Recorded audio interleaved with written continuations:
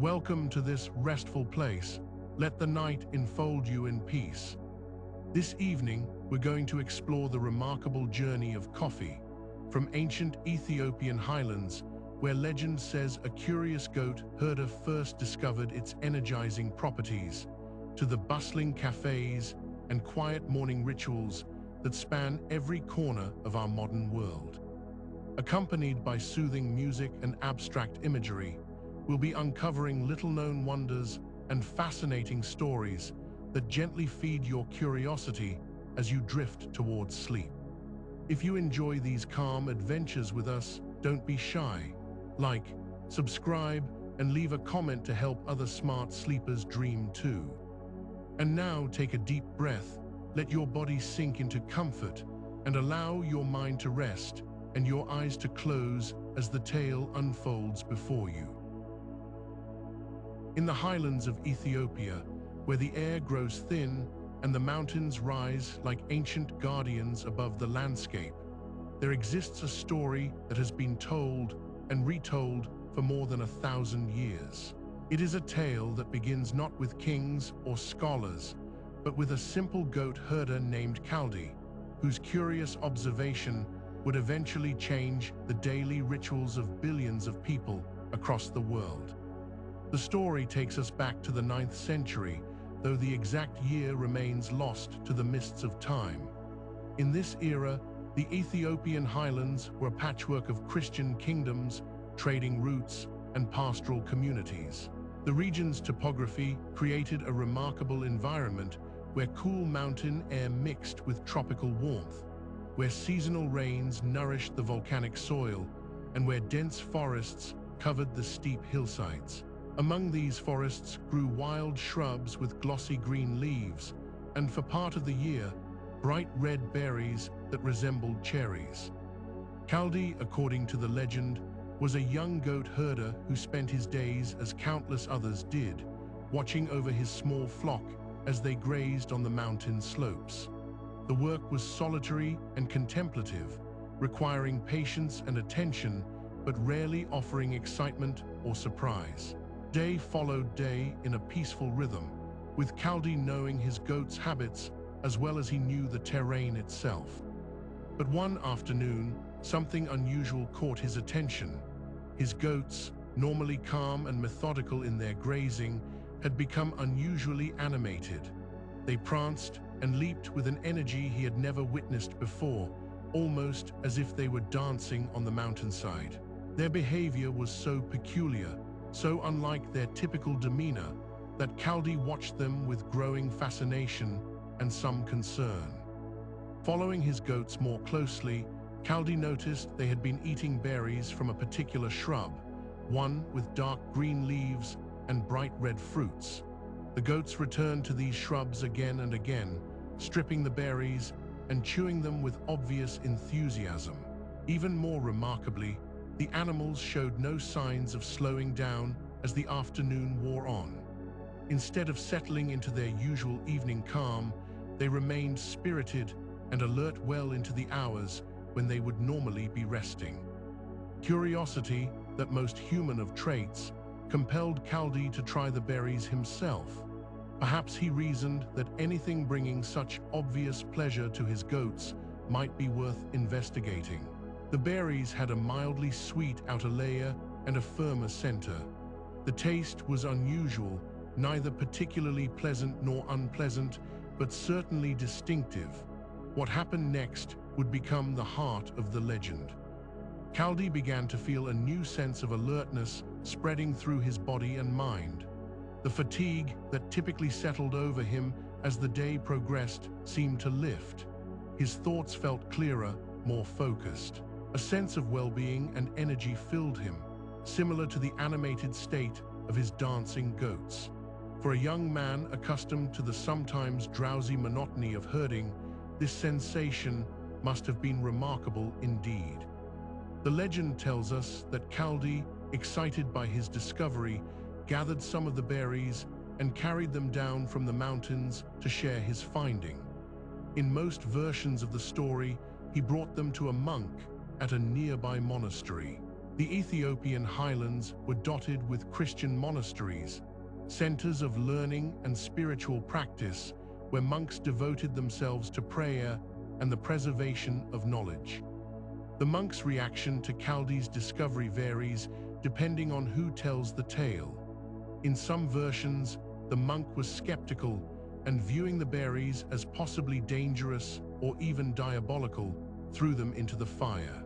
In other tellings, the monk was more receptive, interested in anything that might help him and his fellow monks stay awake during their long hours of nighttime prayer. Regardless of the monk's initial response, the story continues with a transformative moment. When the berries hit the flames, they began to roast, releasing an aroma that had never before been experienced by human senses. The scent was rich, complex, and utterly captivating. It filled the monastery with a fragrance that was both earthy and enticing. The monks, drawn by this extraordinary smell, gathered around the fire. Someone had the presence of mind to rescue the roasted berries from the flames, and from these, the monks prepared the first crude coffee beverage, perhaps by crushing the roasted berries and steeping them in hot water. Whether this story unfolded exactly as the legend describes, we cannot know with certainty. Scholars debate the historical accuracy of Kaldi's tale, and indeed, the first written account of the story appeared centuries after the events it describes. The legend was recorded by Anton Faustus Néron, a Maronite scholar, in a text written in Rome in the year 1671, nearly 8 centuries after the events supposedly took place. Yet the persistence of this story across generations suggests something significant. Legends often contain kernels of truth, and the tale of Kaldi captures something essential about coffee's origins. The Ethiopian Highlands were indeed the birthplace of Coffea arabica, the species that would become the world's most important coffee plant. Archaeological and botanical evidence confirms that coffee grew wild in these forests long before humans began to cultivate it deliberately. The people of the Ethiopian Highlands had certainly discovered coffee's energizing properties by the 9th century, and quite possibly much earlier. Whether a goat herder named Kaldi made the initial discovery, or whether the knowledge emerged gradually through the observations of many people over time, the essential truth remains.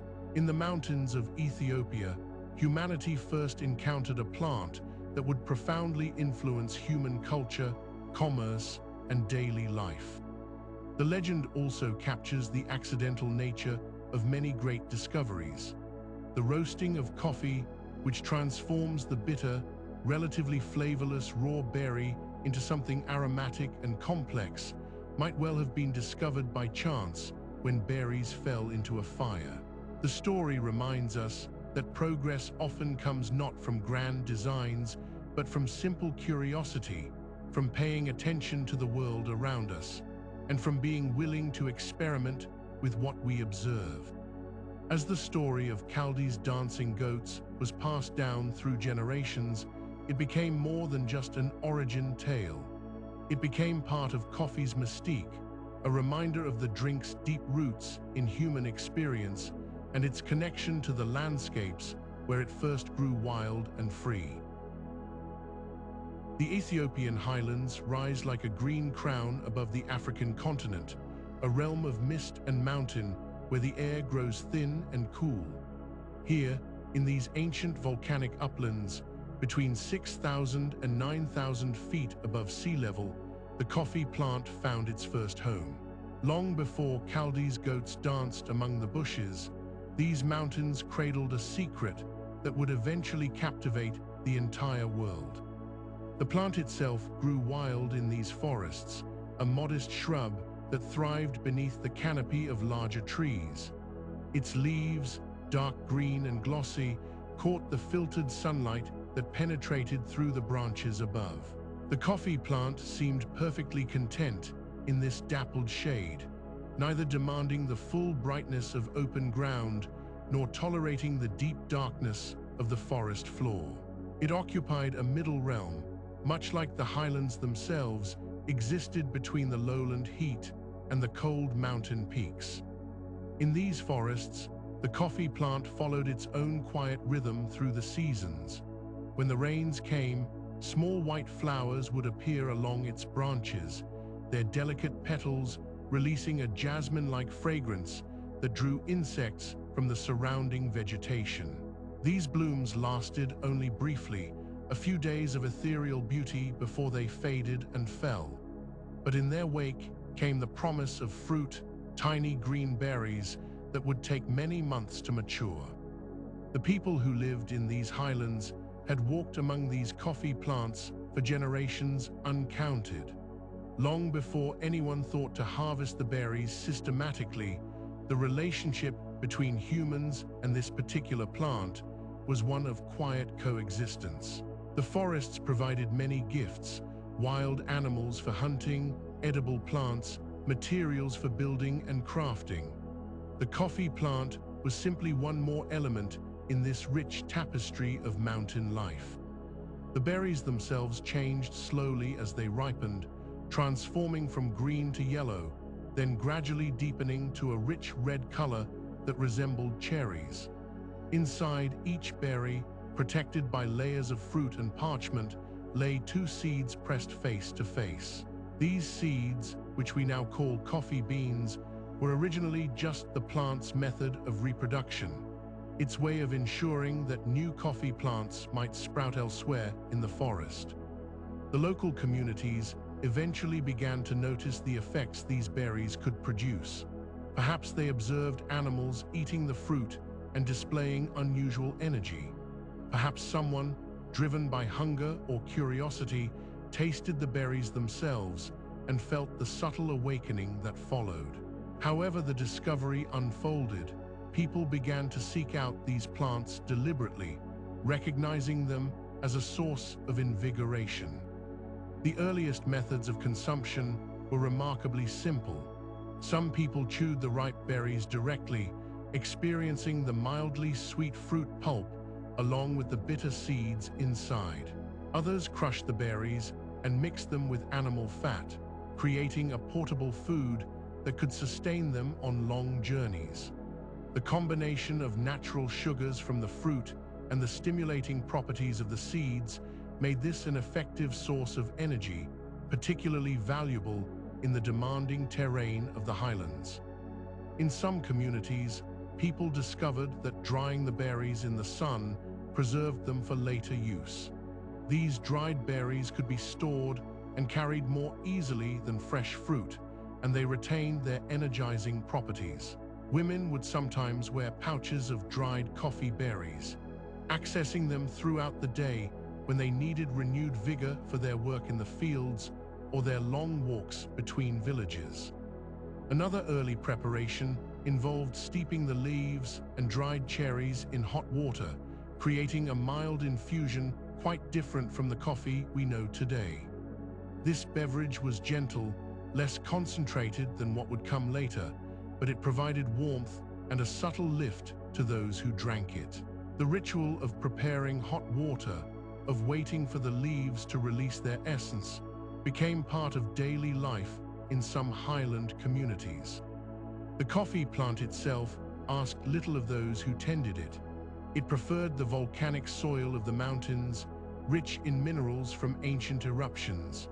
It needed the regular rainfall that arrived with the highland weather patterns, but not so much water that its roots would sit in saturated ground. The cool temperatures at these elevations suited it perfectly, neither the scorching heat of the lowlands nor the frost of the highest peaks. And crucially, it thrived in shade, growing contentedly beneath the forest canopy where many other crops would languish. As generations passed, some communities began to actively cultivate coffee rather than simply harvesting wild plants. They would protect the bushes, ensuring that other vegetation did not overwhelm them. They learned which plants produced the most abundant fruit and the sweetest berries. This was not yet agriculture in a formal sense, but rather a gentle encouragement of nature, a subtle partnership between people and plant. The Ethiopian Highlands became home to numerous coffee varieties, each adapted to its particular microclimate and elevation. The genetic diversity within these mountains was extraordinary, a living library of coffee's possibilities. Each valley, each mountainside, hosted plants with slightly different characteristics, variations in leaf shape, berry size, and flavor potential that would only be fully appreciated centuries later. In the villages scattered across these highlands, coffee began to weave itself into the fabric of daily existence. It was not yet the centerpiece of elaborate ceremonies or the foundation of an economic empire. Instead, it existed as a familiar presence, a useful plant that offered its gifts to those who knew how to receive them. People shared knowledge about the best times to harvest, about which plants produced the finest fruit, about how to prepare the berries in ways that pleased the palate and awakened the mind. The mists that rolled through these mountains each morning seemed to embrace the coffee plants with particular tenderness, leaving droplets of moisture on their waxy leaves. In the afternoons, when the sun broke through the clouds, the forest would fill with a green-gold light that made everything seem timeless and dreamlike. The coffee plants simply stood there, generation after generation, waiting patiently for the moment when the world beyond these mountains would finally discover what the Ethiopian highlands had always known. The discovery that coffee berries could provide energy was only the beginning of a much longer journey. In those early days, in the highlands where coffee grew wild and abundant, people consumed the plant in ways that might seem quite foreign to us today. The transition from simply eating the berries to creating the aromatic beverage that would eventually captivate the world was a gradual process, one that unfolded over generations through curiosity, experimentation, and perhaps more than a little accident. Initially, the stimulating effects of coffee were harnessed in the most direct way imaginable. People would simply chew the whole berries, much as they might consume any other energizing plant. The red cherries, when ripe, had a mildly sweet outer flesh surrounding the seeds we now know as coffee beans. This method required no preparation, no tools, no particular knowledge beyond recognizing the right plant and waiting for the fruit to ripen. For travelers and herders who spent long days in the mountains, these berries offered a convenient source of alertness and endurance. As time passed, someone discovered that crushing the berries and mixing them with animal fat created a more portable and longer-lasting form of sustenance. These early energy balls, if you will, could be carried on long journeys and provided both calories and stimulation. The fat would have helped extract some of the coffee's oils and compounds, creating a more potent effect than simply chewing the fresh berries alone. This preparation method persisted in some regions for centuries, valued by those who needed sustained energy during their travels across difficult terrain. The leaves of the coffee plant also found their purpose in these experimental early days. People discovered that steeping the leaves in hot water created a mild, stimulating beverage, somewhat similar to tea.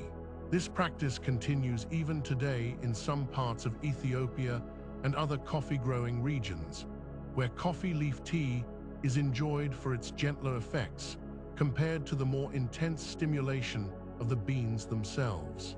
The leaves were easier to prepare than the berries and required no special processing, making them an accessible way to enjoy coffee's benefits. But the real transformation began when someone thought to apply heat to the coffee seeds. We cannot know exactly when or how this discovery occurred, but we can imagine it might have happened by chance. Perhaps some berries fell near a cooking fire, and the enticing aroma that emerged caught someone's attention. Or perhaps, in the methodical way that humans have always experimented with their food sources, someone deliberately tried heating the seeds to to see what would happen. The roasting process revealed coffee's hidden potential. When exposed to high heat, the green seeds inside the coffee cherry underwent a remarkable transformation. They darkened, they expanded, and most importantly, they began to release an aroma unlike anything the raw berries had ever suggested. The complex sugars within the seeds caramelized, and hundreds of aromatic compounds formed that simply did not exist in the raw state. What had been a hard, somewhat grassy-smelling seed became something entirely different, something that announced its presence with an inviting fragrance that could draw people from considerable distances. Those early roasting experiments were likely quite crude by modern standards. A flat stone heated by fire or a simple clay pan would have served as the roasting vessel. The person doing the roasting would have had to stay close, moving the seeds constantly to prevent burning. The process required attention and developed a sense of timing, recognizing the moment when the seeds had roasted enough to unlock their flavors, but not so much that they turned to charcoal. Through trial and error, through countless batches that were either under-roasted or over-roasted, the art of roasting slowly developed. Once people had roasted coffee seeds, the next logical step was to grind them. Here again, the tools were simple at first. A mortar and pestle, implements that had long been used for grinding grains and spices, proved perfectly adequate for crushing the brittle roasted seeds into smaller pieces. The degree of grinding varied depending on how the coffee would be used. A coarse grind might be steeped in water and then allowed to settle. A finer grind released more flavor more quickly. The crucial breakthrough came when someone combined ground roasted coffee with hot water and actually drank the resulting liquid. This moment, lost to history but fundamental to coffee's story, created something entirely new. The beverage that emerged was nothing like the mild tea made from coffee leaves. It was bold, complex, slightly bitter, and remarkably stimulating. The hot water extracted the oils, the aromatic compounds, and the caffeine from the ground seeds, creating a drink that was both pleasurable and energizing. In Yemen, across the Red Sea from Ethiopia, these brewing methods were refined and developed further. The exact timing of coffee's arrival in Yemen remains somewhat uncertain, but by the 15th century, coffee was certainly being cultivated and consumed there with growing enthusiasm. The Yemeni method of preparation involved boiling the ground coffee with water, sometimes repeatedly, creating a strong, concentrated brew.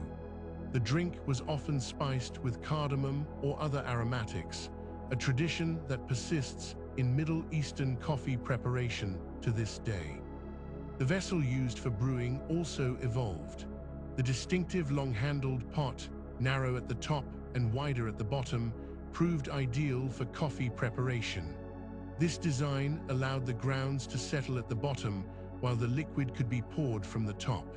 The narrow opening reduced evaporation and concentrated the aromas.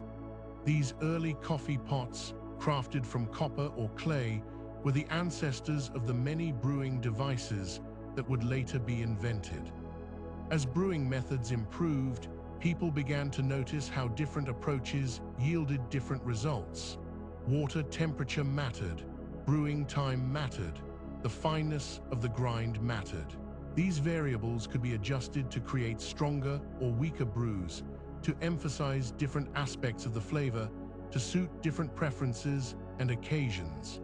Coffee preparation was becoming not just a practical matter of extraction, but an art form with room for personal expression and regional variation.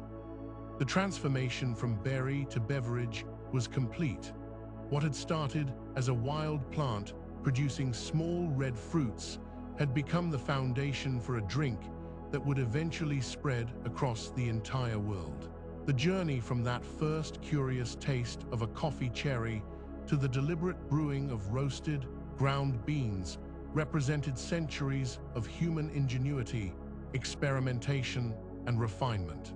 Each step in this evolution had built upon the last, and each generation had contributed something to the growing body of knowledge about how to unlock coffee's potential. The stage was now set for coffee to begin its travels beyond its original home, carrying with it all these accumulated techniques and traditions. The Red Sea had always been a bridge between worlds, a narrow stretch of water connecting the ancient lands of Africa and Arabia. Along its trade routes, merchants carried precious goods, frankincense and myrrh, spices and textiles, gold and ivory. And sometime during the 15th century, perhaps tucked into a trader's pouch or carefully guarded in a ship's hold, coffee seeds made the journey across these waters to the Arabian Peninsula. Yemen, with its dramatic mountain ranges and terraced hillsides, became coffee's new home. The climate here bore a remarkable resemblance to the Ethiopian Highlands: high elevations, moderate temperatures, and seasonal rains that nourished the delicate coffee plants. The Yemeni farmers, with their centuries of experience cultivating crops on steep mountainsides, recognized the potential of this newcomer and began establishing coffee gardens in the highlands surrounding the ancient cities. The port city of Mocha, nestled along Yemen's western coast, would eventually lend its name to a variety of coffee that became famous throughout the world. But in these early days, the cultivation of coffee was still in its infancy, and its most devoted early adopters were not merchants or farmers, but spiritual seekers. The Sufi mystics of Yemen discovered in coffee something that aligned perfectly with their devotional practices. These Muslim monks dedicated themselves to lengthy sessions of prayer, meditation, and religious study that often stretched through the night. The challenge of maintaining alertness during these nocturnal vigils was considerable, and coffee offered a solution that seemed almost providential. The beverage provided sustained wakefulness without the befuddlement that came from other substances, allowing the mind to remain clear and focused on spiritual matters. In the quiet monasteries and zawiyas scattered across the Yemeni highlands, Sufis began incorporating coffee into their religious routines. They would gather in circles, passing cups of the dark brew as they engaged in dhikr, the rhythmic repetition of prayers and divine names that formed the heart of Sufi practice. The coffee seemed to enhance their concentration, allowing them to maintain the intense focus required for hours of devotional exercises. Some Sufi masters described the drink as a gift that helped lift the veils between the material and spiritual worlds. The preparation methods in these early Yemeni communities continued to evolve from what had been developed across the Red Sea. The roasting of the beans became more refined, with careful attention paid to the degree of heat and the duration of roasting. The grinding techniques improved, producing more consistent particle sizes that allowed for better extraction of flavors. And the brewing itself became something of a ritual, with specific vessels and methods that were passed down from master to student. As word of coffee's remarkable properties spread beyond the Sufi communities, Yemeni farmers began cultivating it more extensively. The terraced gardens that had long supported other crops now welcomed rows of coffee plants, their glossy green leaves catching the mountain light. The cultivation required patience. A coffee plant might take several years before producing its first harvest, but the value of the crop made the wait worthwhile. The Yemeni approach to coffee cultivation developed its own distinct character. Farmers learned to work with the challenging terrain, building stone walls to create level planting surfaces on the steep hillsides. They developed irrigation systems that captured and distributed the precious rainfall, ensuring that the coffee plants received adequate moisture throughout their growing cycle. The high-altitude locations, some reaching well over 6,000 feet above sea level, provided the cool nights and warm days that helped the coffee cherries develop their complex flavors. The harvesting season became a significant time in the agricultural calendar. Families would move through their coffee gardens, carefully selecting only the ripest cherries. The processing methods here in Yemen began to take on characteristics that would distinguish Arabian coffee from its African origins. The dry climate allowed for natural processing, where whole cherries were laid out on rooftops or specially constructed drying beds, allowing the sun to slowly remove the moisture while the beans remained inside the fruit. This natural drying process, taking advantage of Yemen's arid conditions, imparted distinctive flavor characteristics to the beans. The extended contact between the bean and the dried fruit flesh created taste profiles that were often described as complex and wine-like, with notes that ranged from fruity to spicy. These flavor characteristics would become hallmarks of Yemeni coffee, distinguishing it in the markets where it would eventually be sold. The port of Mocha grew in importance as coffee cultivation expanded. Ships from distant lands began arriving with increasing frequency, their holds eventually to be filled with precious coffee beans. The city's merchants established systems for collecting coffee from the highland farms, inspecting the quality, and preparing it for export. Warehouses near the harbor filled with sacks of green beans, and the aroma of coffee became as much a part of Mocha's identity as the salt air and the calls of seabirds. The Yemenis, recognizing the value of their coffee trade, took steps to maintain control over cultivation.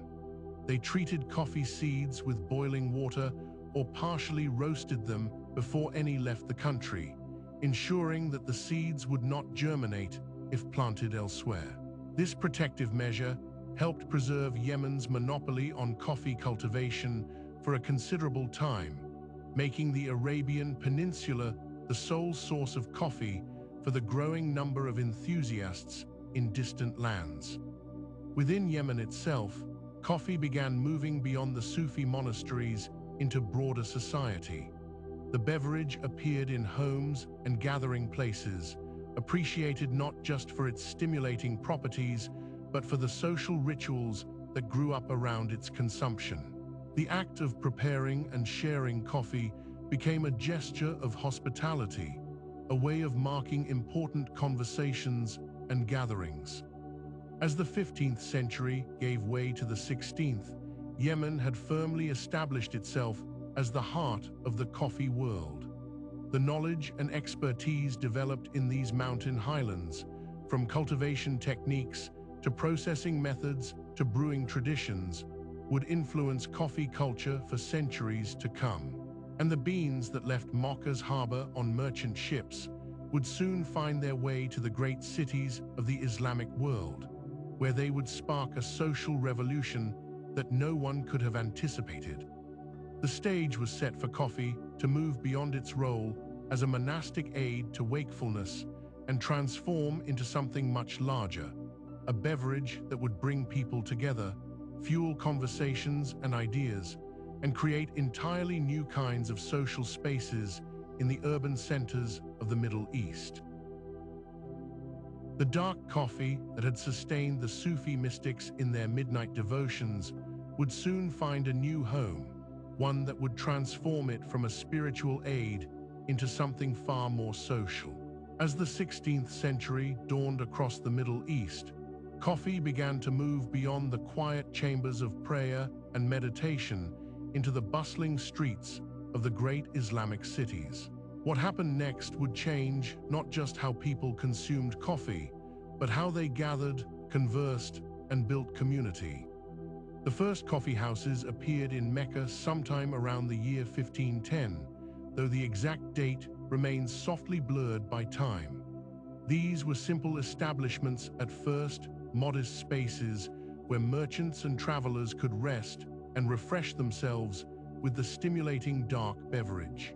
But something remarkable happened in these rooms. People lingered, they talked, they returned again and again, not merely for the coffee itself, but for something the drink seemed to facilitate: connection.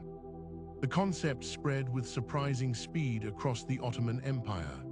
Within decades, coffee houses had appeared in Cairo, Damascus, Aleppo, and most famously in Constantinople, the glittering capital that bridged two continents. By the middle of the 16th century, the city boasted dozens of these establishments, each one humming with conversation from dawn until late into the night.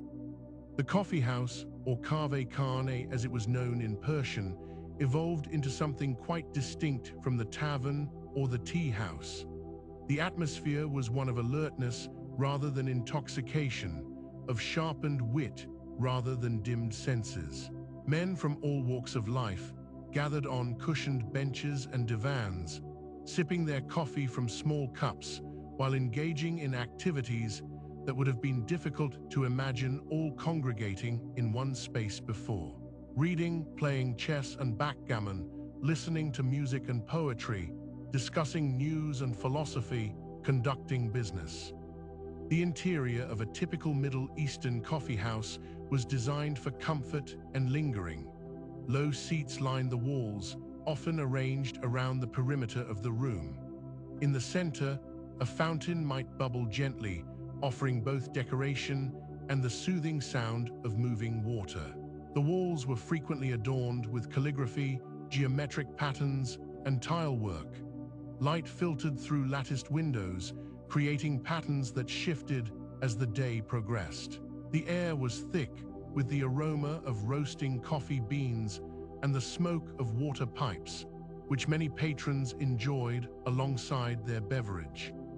The coffee itself was prepared with ceremony and skill.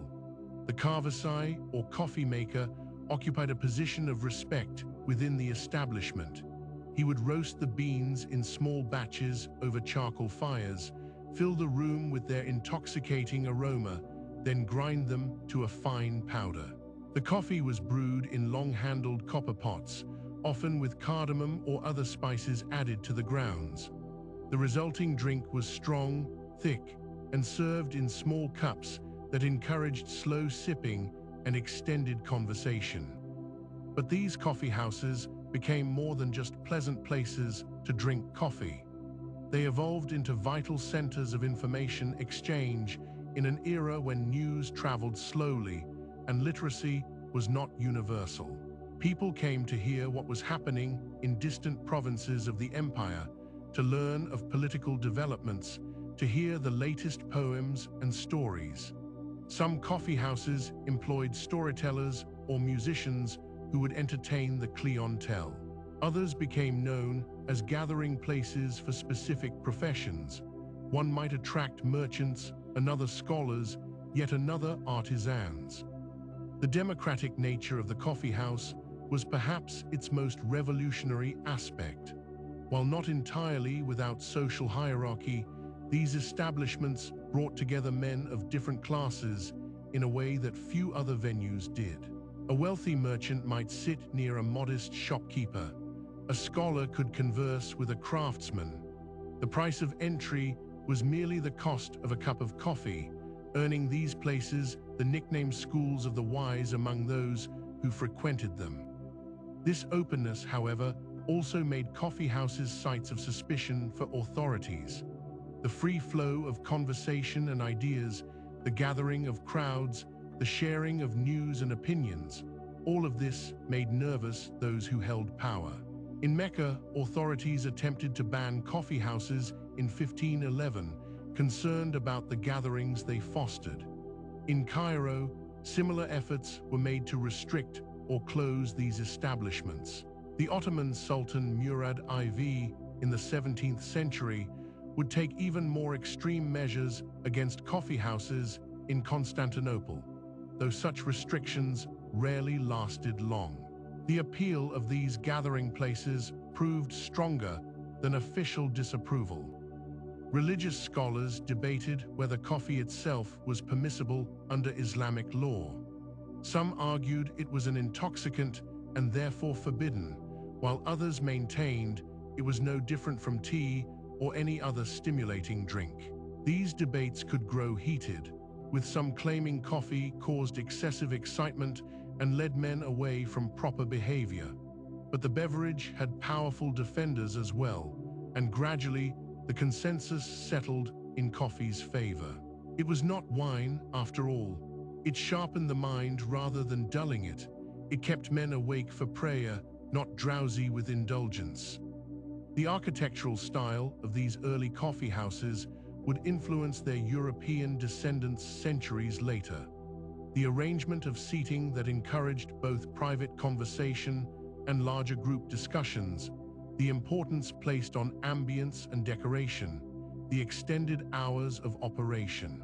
All these features would travel westward with coffee itself. But in these 16th century establishments of the Middle East, a template was being created for a new kind of social space, one centered not around alcohol or food primarily, but around a beverage that sparked conversation and community. As night fell over Constantinople or Cairo, the coffee houses would glow with lamplight, their interiors visible through open doors and windows. The sound of conversation, laughter, and sometimes music would drift into the streets. Inside, men would continue their discussions, their chess games, their business negotiations, fueled by cup after cup of the dark, aromatic drink that had traveled from the highlands of Ethiopia to the terraced gardens of Yemen and now into the very heart of urban Middle Eastern life. The coffee house had arrived, and with it, a new way of being together in the world. The journey of coffee from the bustling coffee houses of Constantinople to the great cities of Europe was neither swift nor simple.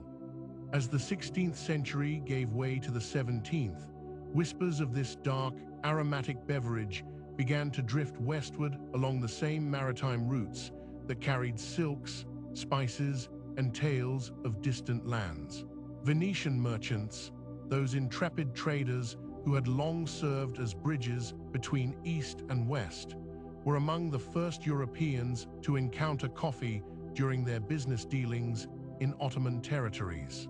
These shrewd traders recognized something remarkable in the beverage that kept their Turkish counterparts so alert during long negotiations.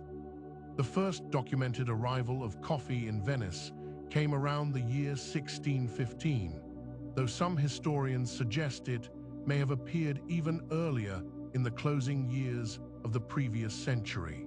The beans arrived as curiosities, exotic specimens from a world that Europeans found simultaneously fascinating and foreign. In the early days, coffee was extraordinarily expensive, available only to the wealthy and well-connected who could afford such imported luxuries. It was sold in apothecary shops alongside other medicinal substances, and many initially viewed it as a kind of medicine rather than a beverage for daily enjoyment. The introduction of coffee to Christian Europe sparked immediate debate. Here was a drink beloved by Muslims, consumed in their lands and associated with their religious practices. Some Catholic clergy viewed this foreign beverage with deep suspicion, calling it the bitter invention of Satan, and arguing that it was an attempt by the devil to provide Muslims with a substitute for the wine forbidden to them by Islamic law. The controversy grew heated enough that Pope Clement VIII was asked to intervene and officially ban the drink from Christian consumption. Legend has it that when the Pope's advisors brought him a cup of coffee to sample before making his decree, he found himself thoroughly enjoying the rich, complex flavors of the beverage. Rather than condemning it, he reportedly declared that it would be a pity to let the infidels have exclusive use of such a delightful drink, and he supposedly baptized coffee on the spot, making it acceptable for Christians. Whether this charming story is entirely accurate or embellished over time, the practical result was clear. Coffee gained acceptance in Catholic Europe, and its popularity began to spread beyond the ports and into the interior of the continent. Rome saw its first coffee house open around 1645, and from there, The establishments multiplied slowly but steadily throughout the Italian peninsula. These early European coffee houses borrowed much from their Ottoman predecessors, but adapted the concept to local sensibilities and customs. They became gathering places where men could meet to discuss business, share news, and engage in conversation away from the formality of their homes or the solemnity of churches. From Italy, coffee cultures spread northward and westward across Europe. France received its first taste of coffee through similar channels of trade and diplomacy. The French ambassador to the Ottoman Empire brought coffee back to Paris, and gradually the beverage found favor among the aristocracy. The first coffee house in Paris opened its doors in the 1670s, though early attempts to establish such businesses met with mixed success. Parisians were slower to embrace the new drink than their Italian counterparts, but once coffee took hold in the French capital, it would grow to become an integral part of the city's social and intellectual fabric. England's first coffee house appeared in Oxford in 1650, established by a Lebanese man named Jacob.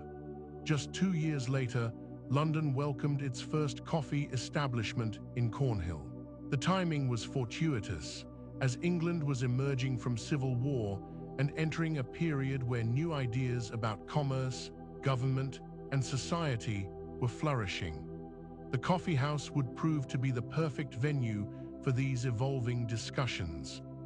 The German-speaking lands of Central Europe also embraced coffee during this period, though perhaps more gradually than other regions. Coffee arrived in Vienna under circumstances that would become the stuff of legend, with tales of abandoned sacks of coffee beans after the Ottoman siege and a resourceful entrepreneur who knew their value. Whether strictly historical or partly mythologized, these stories reflect the dramatic circumstances under which coffee often entered European consciousness, as something exotic, valuable, and associated with the great rival civilization to the east. What made coffee's acceptance in Europe so remarkable was how thoroughly it integrated into societies that already had their own deeply established drinking traditions. Europeans had long enjoyed beer, wine, and various forms of spirits. In England particularly, alehouses had served as social gathering places for centuries, yet coffee offered something these other beverages could not: stimulation rather than intoxication, clarity instead of cloudiness. Where alcohol might loosen tongues but muddle thoughts, coffee sharpened minds while still encouraging conversation and conviviality.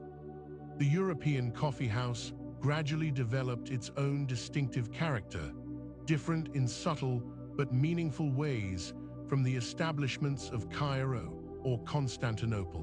While Eastern coffee houses had often featured cushioned divans, storytellers, and sometimes musicians, the European versions tended toward a more austere atmosphere focused on conversation and the exchange of information. Tables and chairs replaced floor cushions, and the emphasis shifted even more strongly toward coffee as a lubricant for business and intellectual discourse rather than simple leisure. The price of coffee gradually decreased as trade routes became more established and supply increased. What had once been available only to the wealthy slowly became accessible to the growing middle classes of European cities.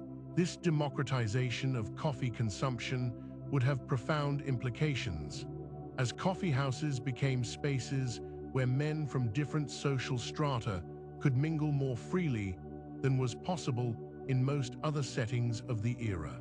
A merchant might find himself at the next table from a scholar, an artist near a ship captain, all united by their appreciation for the dark, bitter beverage served in small cups. By the end of the 17th century, coffee had firmly established itself across much of Western and Central Europe. What had seemed impossibly foreign just decades earlier had become familiar, even essential to urban life. The coffee houses that sprang up in cities from London to Leipzig created new kinds of social spaces that would profoundly influence European culture, commerce, and politics in the centuries to come. The bean that had traveled so far from the Ethiopian Highlands had found new homes in these distant northern lands, welcomed not just as a drink, but as a catalyst for conversation, connection, and the exchange of ideas that would help shape the modern world. The coffee had crossed the Channel, and London welcomed it with open arms and curious minds. By the middle of the 17th century, the city's narrow, winding streets began to fill with a new kind of establishment, one that would transform the social and intellectual landscape of England for generations to come.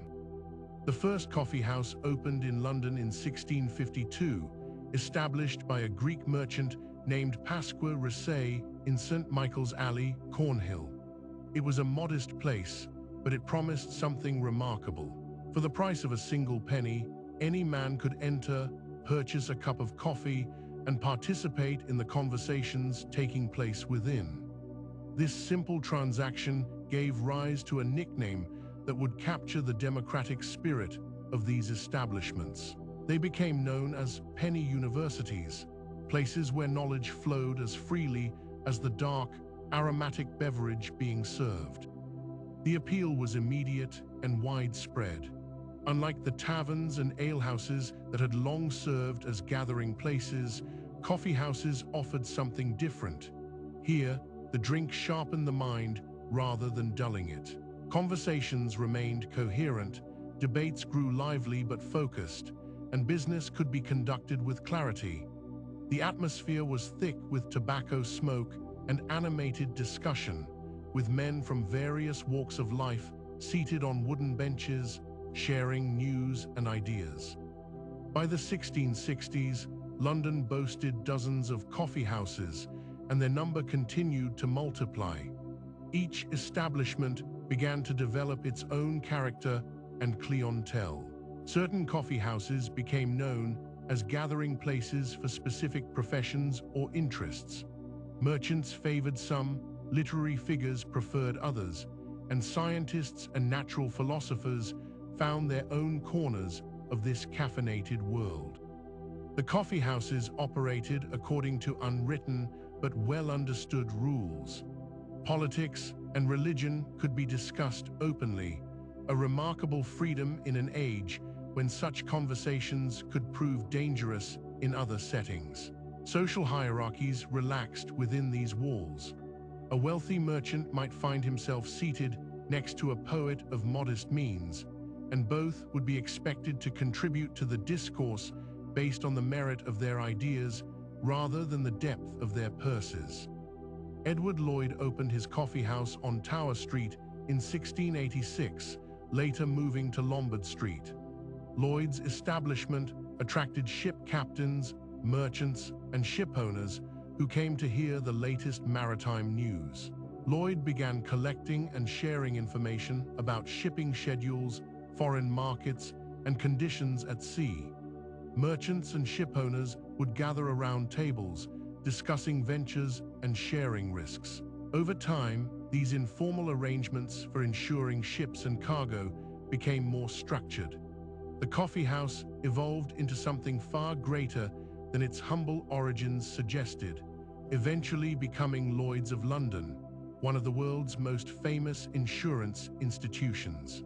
The transition from coffee house to insurance market happened gradually, organically, as the needs of the clientele shaped the establishment's purpose. Jonathan's Coffee House in Change Alley became the favorite haunt of stockbrokers and traders. The buying and selling of shares in joint stock companies took place amid the coffee cups and conversation. Here too, an institution emerged from the coffee house culture, as Jonathan's eventually evolved into the London Stock Exchange. The Grecian Coffee House near the law courts attracted lawyers, scholars, and fellows of the newly formed Royal Society. Natural philosophers like Isaac Newton and Edmund Halley were known to frequent this establishment, where scientific ideas could be discussed and debated. The coffee house served as an informal extension of the learned societies, a place where formal presentations could be dissected and new hypotheses proposed in a more relaxed setting. For writers and poets, Will's Coffee House in Covent Garden became a literary salon. The poet John Dryden held court there, seated in what became known as his chair by the fire in winter and near the window in summer. Young writers came hoping to hear him speak or to share their own verses. Literary reputations could be made or broken over coffee at Will's, as opinions were freely given and criticism was rarely gentle. The coffee houses also served as centers for news distribution. Before the age of widespread newspapers, information traveled by word of mouth and handwritten newsletters.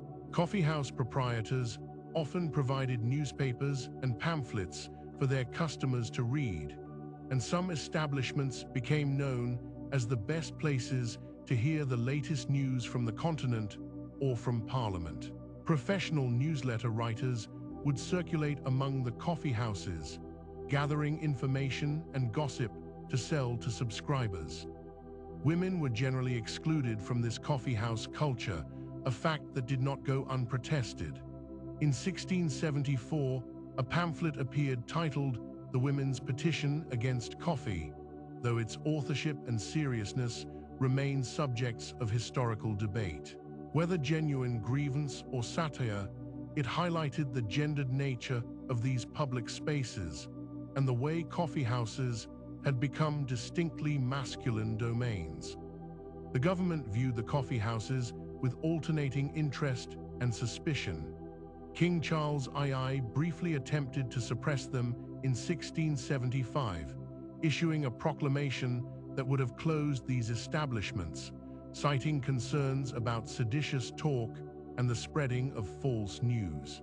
The public outcry was immediate and intense.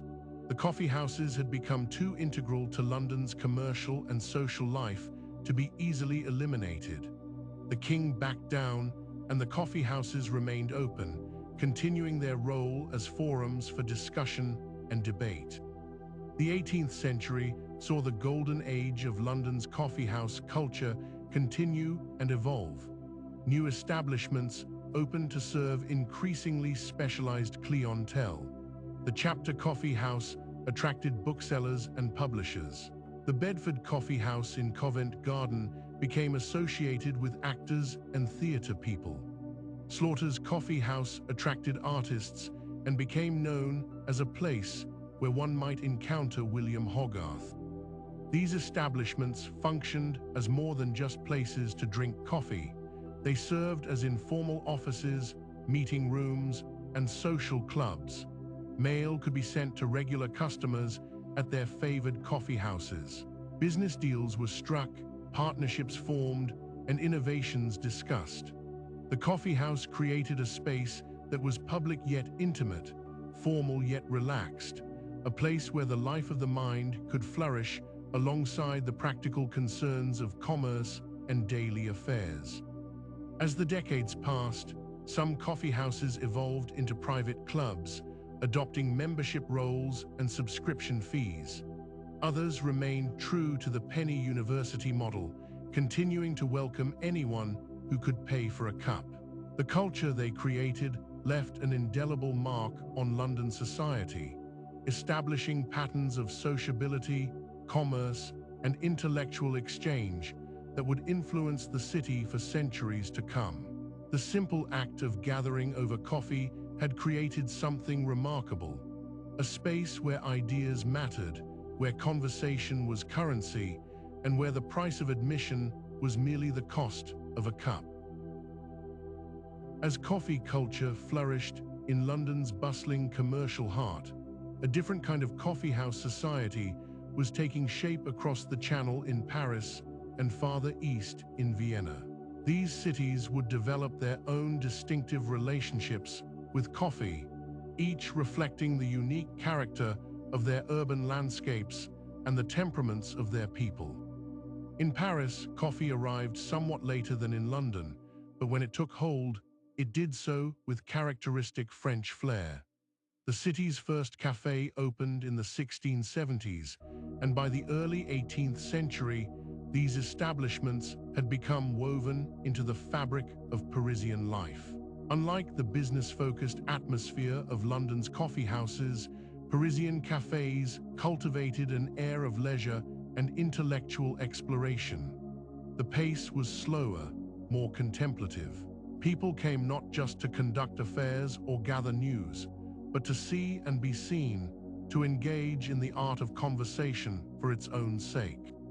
The Café Procope, which opened its doors in 1686, became the most famous of these early establishments. Its proprietor, Francesco Procopio de Coltelli, a Sicilian entrepreneur, created something more refined than the traditional coffee house. He installed elegant mirrors on the walls, creating an illusion of greater space and light. The tables were marble, the atmosphere sophisticated. Here, coffee was served alongside other novelties like ice cream and sorbet, transforming the café into a destination for pleasure as much as stimulation. The Procope attracted a remarkable clientele.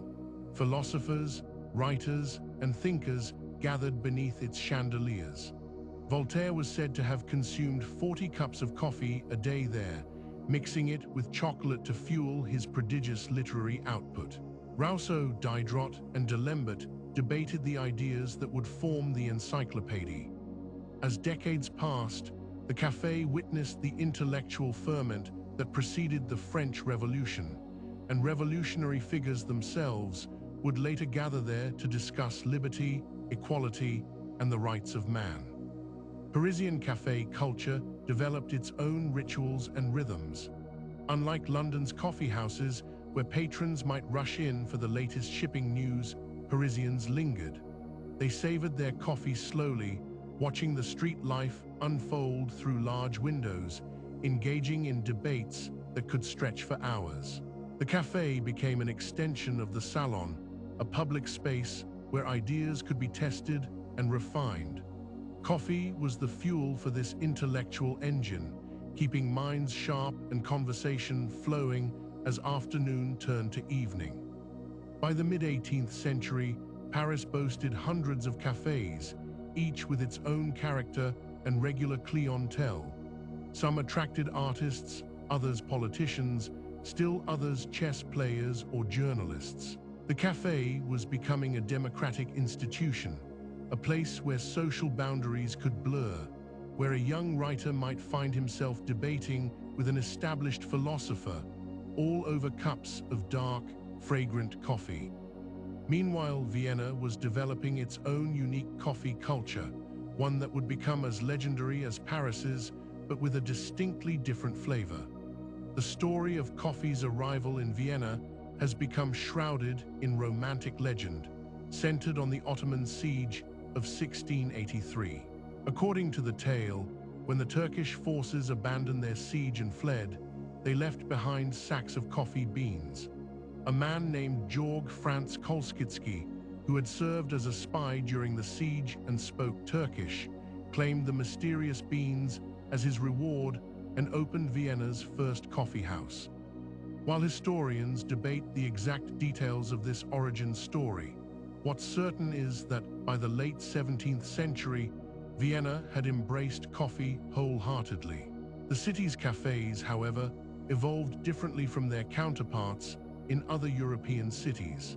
The Viennese café became an institution unto itself, a place that was neither quite public nor private, where one could spend an entire day over a single cup of coffee without anyone suggesting it was time to leave.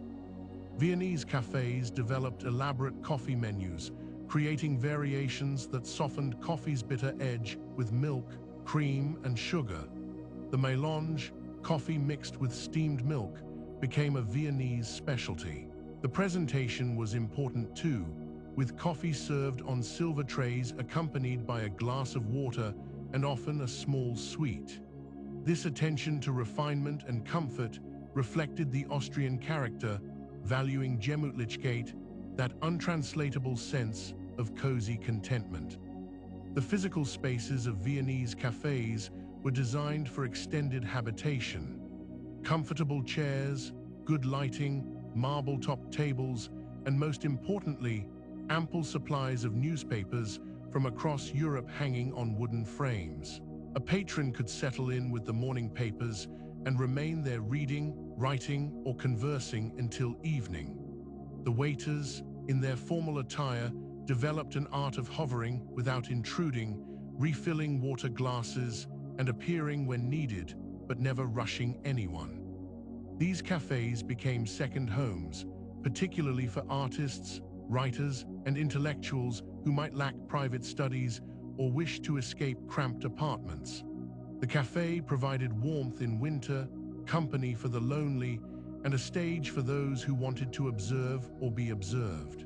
Regular patrons had their preferred tables, their preferred times, their preferred newspapers.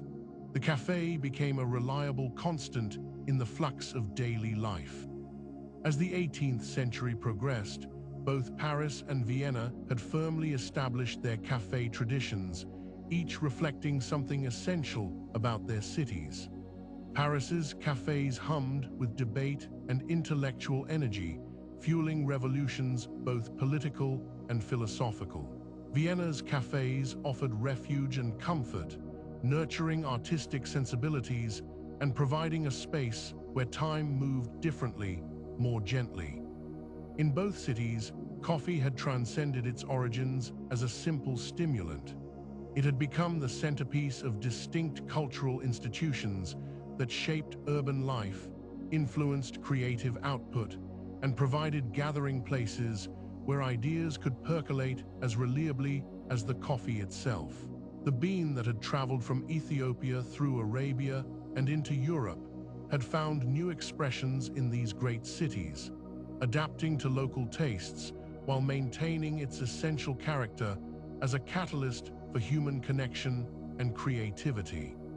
As these sophisticated cafe cultures matured in Europe's capitals, another transformation was taking place far from these elegant establishments.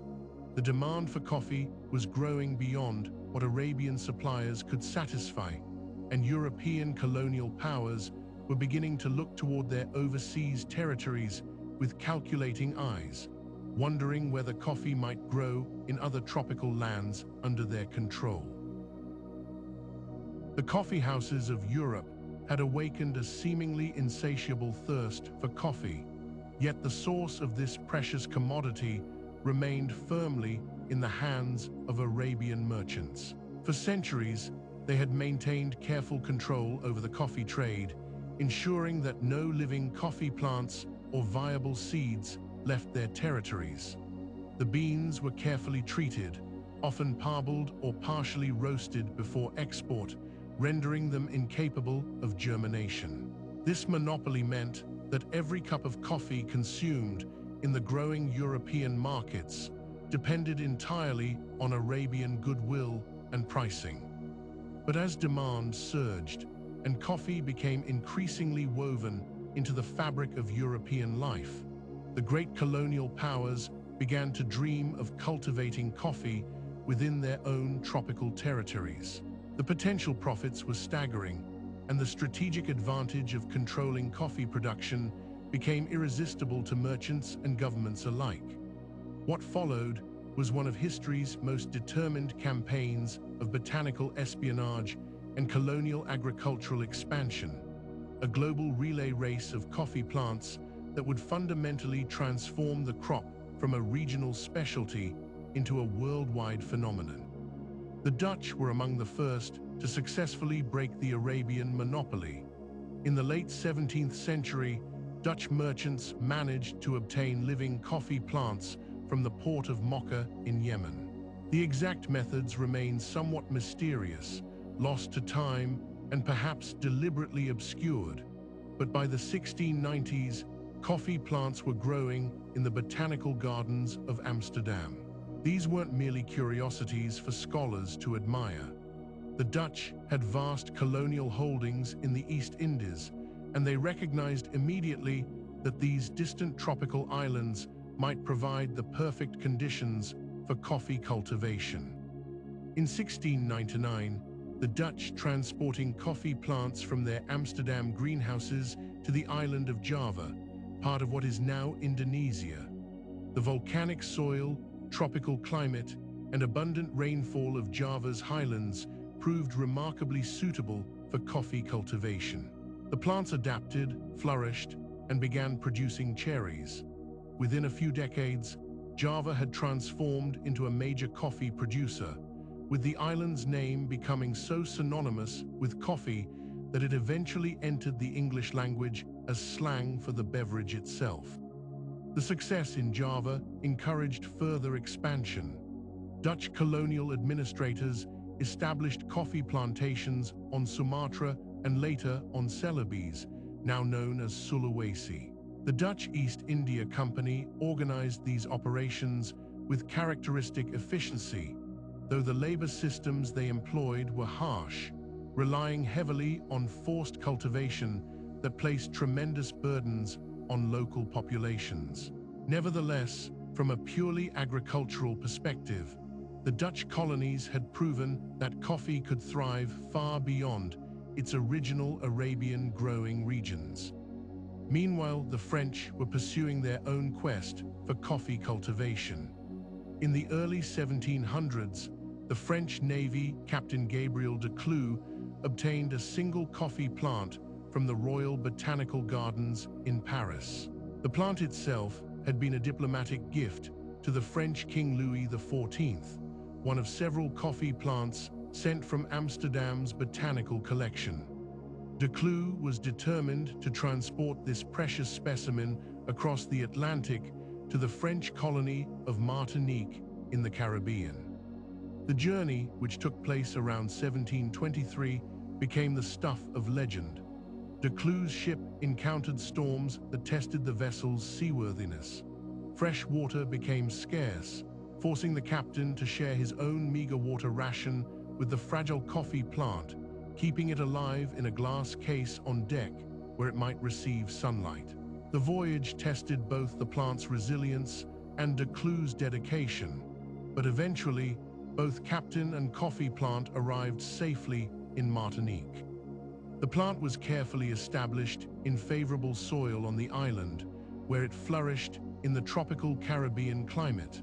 Within just a few years, the single plant had produced offspring that spread throughout Martinique. From there, coffee cultivation expanded to other French Caribbean colonies, including Haiti, then known as Saint-Domingue, which would become one of the most productive coffee regions in the world.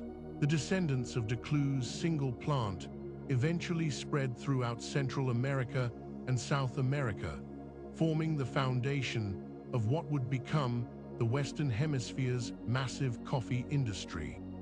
The Portuguese, who controlled Brazil, also recognized coffee's potential. Coffee plants arrived in Brazil in the early 1700s, possibly through seeds brought from French Guiana. The story often told involves Francisco de Melo Palheta, a Portuguese officer who allegedly charmed the wife of French Guiana's governor into providing him with coffee seeds hidden in a bouquet of flowers. Whether or not the romantic details are accurate, coffee plants certainly established themselves in Brazil by the 1720s. Brazil's vast interior offered seemingly endless territory suitable for coffee cultivation. The plants found ideal conditions in the regions surrounding Rio de Janeiro and Sao Paulo, where the combination of rich soil, adequate rainfall, and moderate temperatures allowed coffee to flourish. Unlike the island colonies with their limited land area, Brazil's continental expanse meant that coffee cultivation could expand on an unprecedented scale. This would eventually transform Brazil into the world's dominant coffee producer, a position it maintains to this day. The British Empire, despite its global reach, was slightly slower to establish major coffee production, though they successfully introduced coffee to Ceylon, now Sri Lanka, and various holdings in India. These plantations added to the growing global supply, though the British would eventually focus more intensely on tea cultivation in many of their Asian colonies. By the mid-18th century, coffee plants were growing across a belt around the world's tropical and subtropical regions. The plant that had once grown wild only in Ethiopia's highlands and been cultivated exclusively in Yemen now flourished on islands and continents separated by vast oceans. Each region developed its own characteristics. The volcanic soils of Java produced coffee with earthy notes. The Caribbean islands yielded beans with bright, clean flavors. The varied microclimates of these new coffee-growing regions created subtle differences in the beans, though this diversity would not be widely recognized or appreciated until much later. This global dispersal of coffee plants represented more than just agricultural expansion. It was part of the broader pattern of colonial economic exploitation, where European powers sought to control the production of valuable commodities within their overseas territories. The establishment of coffee plantations often came at significant cost to local populations and ecosystems, reshaping landscapes and societies in ways that would echo through centuries. Yet from scattered seeds and carefully transporting seedlings, a global industry was taking root. Coffee was no longer dependent on a single region or controlled by any one group of merchants. The plant had escaped the confines of its original home and spread its branches across the world, setting the stage for coffee to become one of humanity's most important agricultural commodities and a daily ritual for people on every continent.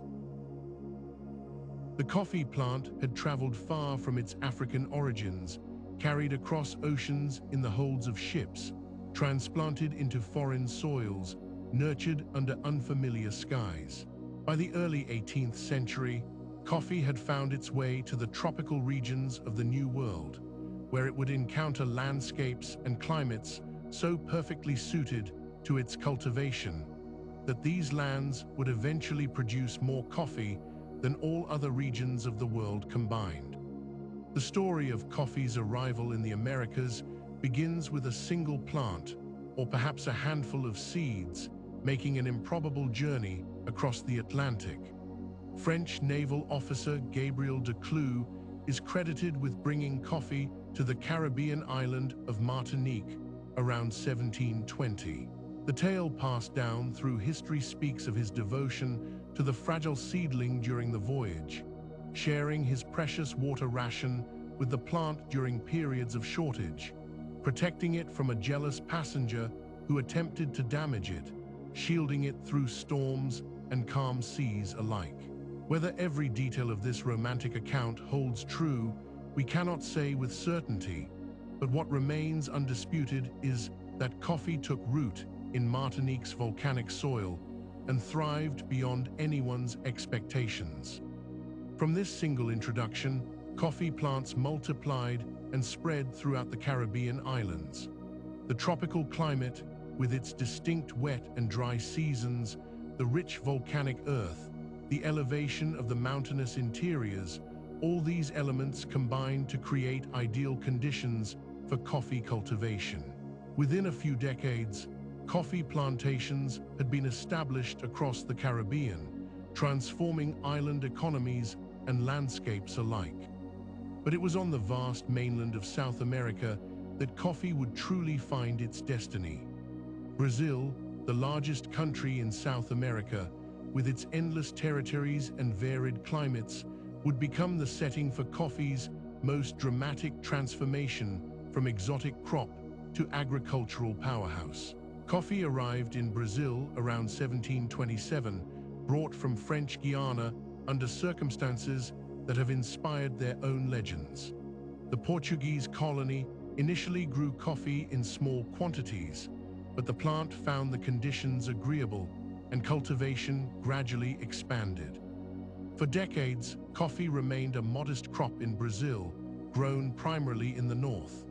Then, in the early 19th century, coffee cultivation began moving southward into the regions surrounding Rio de Janeiro. Here in the Paraíba Valley, coffee encountered conditions that seemed almost designed for its prosperity. The rolling hills provided natural drainage. The altitude offered cooler temperatures that slowed the ripening of the cherries and concentrated their flavors. And the terra roxa, the famous purple soil of the region, rich in decomposed volcanic rock and organic matter, provided abundant nutrients.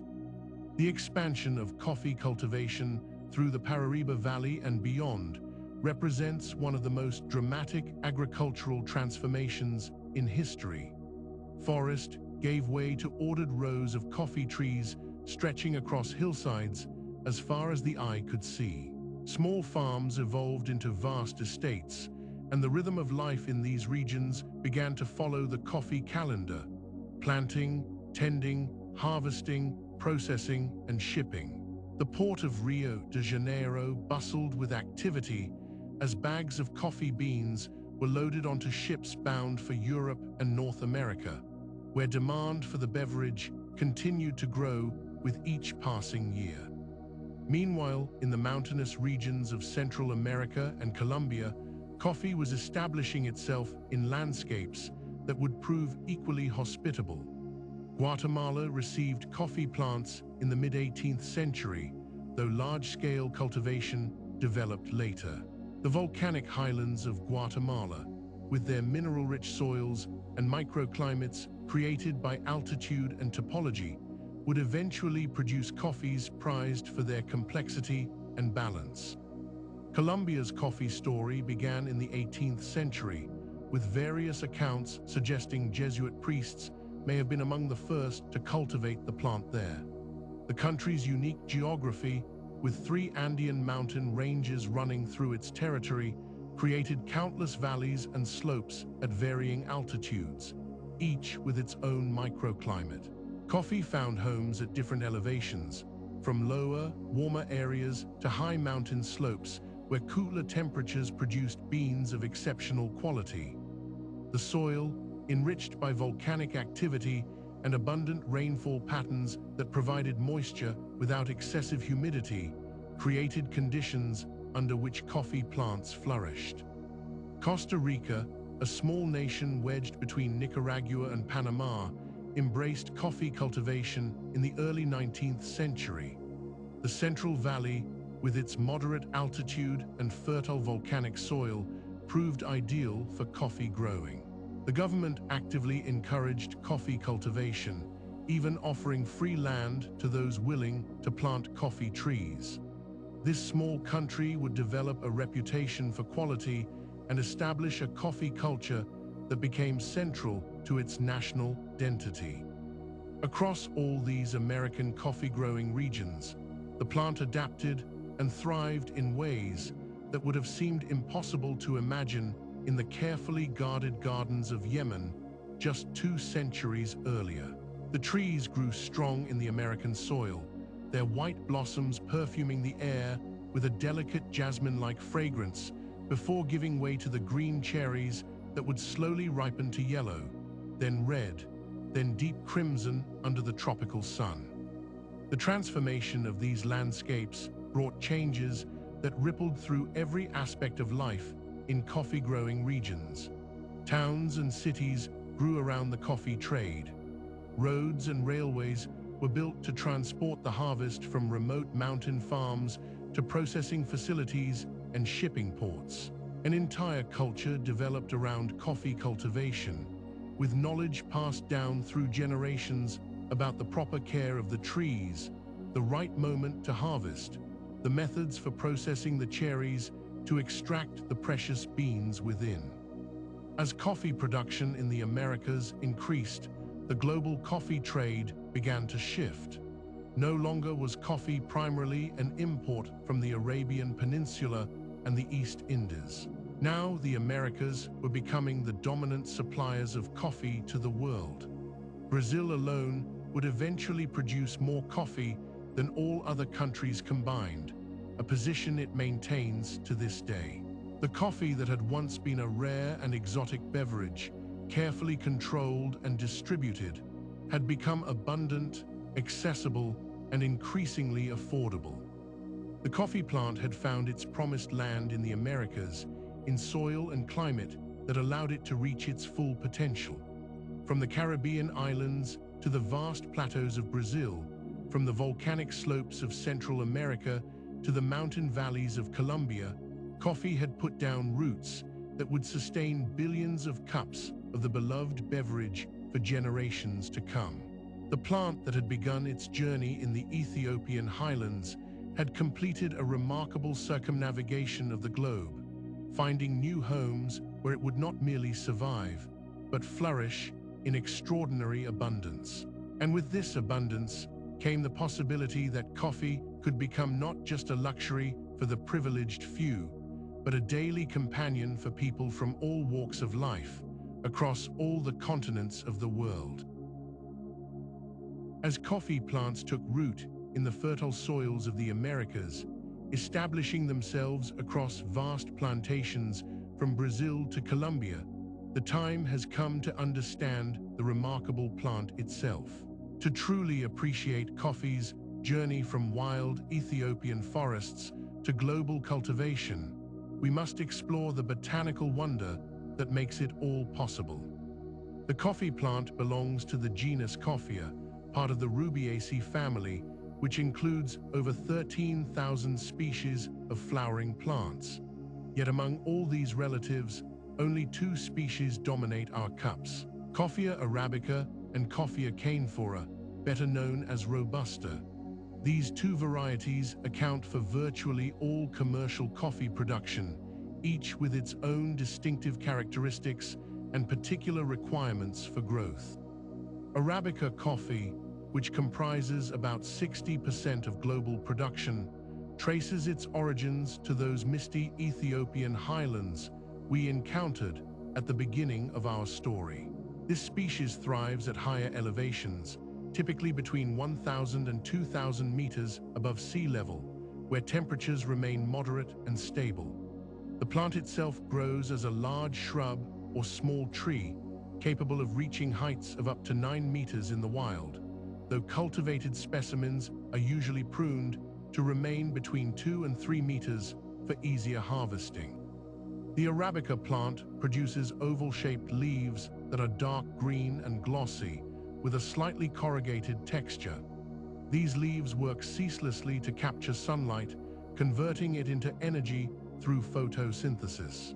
But it is the flowers and fruit that hold our primary interest. After 3 to 4 years of growth, the mature Arabica plant begins to flower, producing clusters of small white blossoms with a delicate, jasmine-like fragrance that perfumes the plantation air. These flowers are self-pollinating, a trait that has shaped Arabica's genetic characteristics and contributed to its relatively uniform but also somewhat fragile nature. Following pollination, the flowers gradually transform into coffee cherries over the course of 7 to 9 months. These cherries change color as they mature, progressing from green to yellow, then to red, and finally to a deep crimson when fully ripe. Each cherry typically contains 2 seeds, positioned flat sides together like 2 halves of a peanut shell. These seeds, of course, are what we know as coffee beans, though botanically speaking, they are not beans at all, but rather the stones of a fruit. Arabica's preference for higher altitudes relates directly to temperature. The plant flourishes in climates where average temperatures hover between 15 and 24 degrees Celsius. Too much heat accelerates the cherry's development, preventing the complex sugars and acids from fully forming within the seed. This is why high-grown Arabica often exhibits more nuanced flavors and brighter acidity. The cooler mountain air slows the cherry's maturation, allowing more time for flavor compounds to develop. Rainfall patterns matter tremendously as well. Coffee plants require substantial moisture, typically between 1,500 and 2,000 millimeters of rain annually, but this rainfall must follow a particular rhythm. The plants need a distinct dry season to trigger flowering, followed by steady rains during the fruit development period. Too much rain at the wrong time can cause cherries to split or flowers to drop prematurely. Too little rain stresses the plant and reduces yield. Robusta coffee tells a different botanical story. This species evolved in the lowland forests of Central and Western Africa, adapting to warmer, more humid conditions. Robusta plants can thrive at sea level and tolerate temperatures up to 30 degrees Celsius. They are hardier and more disease-resistant than their Arabica cousins, a resilience reflected in their name. The leaves are larger and somewhat coarser, and the plant itself grows more vigorously. Unlike Arabica, Robusta flowers require cross-pollination, relying on wind and insects to transfer pollen between plants. This trait has resulted in greater genetic diversity within the species, contributing to Robusta's overall hardiness and adaptability. The cherries develop more quickly, taking only 10 to 11 months from flowering to harvest, and the plant yields more fruit per tree than Arabica. The seeds of Robusta differ noticeably in both appearance and composition. They are smaller, rounder, and contain nearly twice the caffeine of Arabica beans, typically around 2.7% compared to Arabica's 1.5%. This higher caffeine content serves as a natural pesticide, helping the plant defend itself against insects and diseases. However, this same characteristic contributes to Robusta's more bitter, harsh flavor profile, which is why it commands lower prices in the global market and is often used in instant coffee and espresso blends, where its pronounced bitterness and thick crema are actually valued. Both species share certain fundamental requirements for successful cultivation. Coffee plants need well-drained, slightly acidic soil rich in organic matter. Their root systems spread relatively shallow, seldom penetrating more than 30 centimeters deep, which makes them vulnerable to drought, but also allows them to grow in volcanic soils where nutrients concentrate near the surface. This explains why regions with volcanic geology, from Java to Guatemala, produce exceptional coffee. Shade also plays a crucial role in coffee cultivation, particularly for Arabica. In their native Ethiopian forests, coffee plants grew beneath the canopy of taller trees, receiving dappled sunlight rather than direct exposure. Many traditional coffee farms replicate this environment by interplanting coffee with shade trees, which moderate temperature, reduce water evaporation, and provide habitat for birds and beneficial insects. However, modern intensive cultivation sometimes eliminates shade trees to increase yield, a practice with various agricultural and environmental implications that continue to be studied and debated. The coffee plant's life cycle follows a predictable pattern once established. During the rainy season, vegetative growth accelerates as the plant produces new leaves and branches. When the dry season arrives, this growth slows, and the plant enters a period of stress that triggers flower bud formation. The return of rain then stimulates these buds to bloom, often resulting in coordinated flowering across entire plantations within days of the first substantial rainfall. This synchronization creates those extraordinary moments when thousands of trees burst into fragrant white blossoms simultaneously. Throughout its productive life, which can span 25 years or more for Arabica and up to 40 years for Robusta, the coffee plant requires attentive care. Farmers must prune regularly to maintain manageable height and encourage lateral branching where flowers and fruit develop. They must monitor for diseases like coffee leaf rust, a devastating fungal infection that has shaped coffee history repeatedly. They must manage the soil's fertility, replacing nutrients extracted by successive harvests. As we rest with these images of coffee plants, growing on terraced mountainsides and shaded hillsides, their glossy leaves catching the light and their branches heavy with ripening cherries, we begin to understand that coffee cultivation is as much art as science. The plant itself has evolved over millennia to thrive in specific conditions, and successful farmers have learned to read its needs and respond accordingly, generation after generation. The journey from tree to cup is one of transformation, patience, and careful attention. Having understood the remarkable biology of the coffee plant, we now follow the precious cherries as they make their way from branch to bag, each step crucial in determining the character of what will eventually become our morning brew. In the Highlands, where coffee grows best, the harvest arrives with a rhythm dictated by nature rather than calendar. Coffee cherries do not ripen simultaneously, even on the same branch. Instead, they follow their own schedule, turning from green to yellow to red over the course of weeks. This presents those who grow coffee with a fundamental choice that has remained unchanged for centuries. The most labor-intensive method, and the one that yields the finest results, is selective hand-picking. Workers move through the coffee groves multiple times during harvest season, choosing only the cherries that have reached peak ripeness.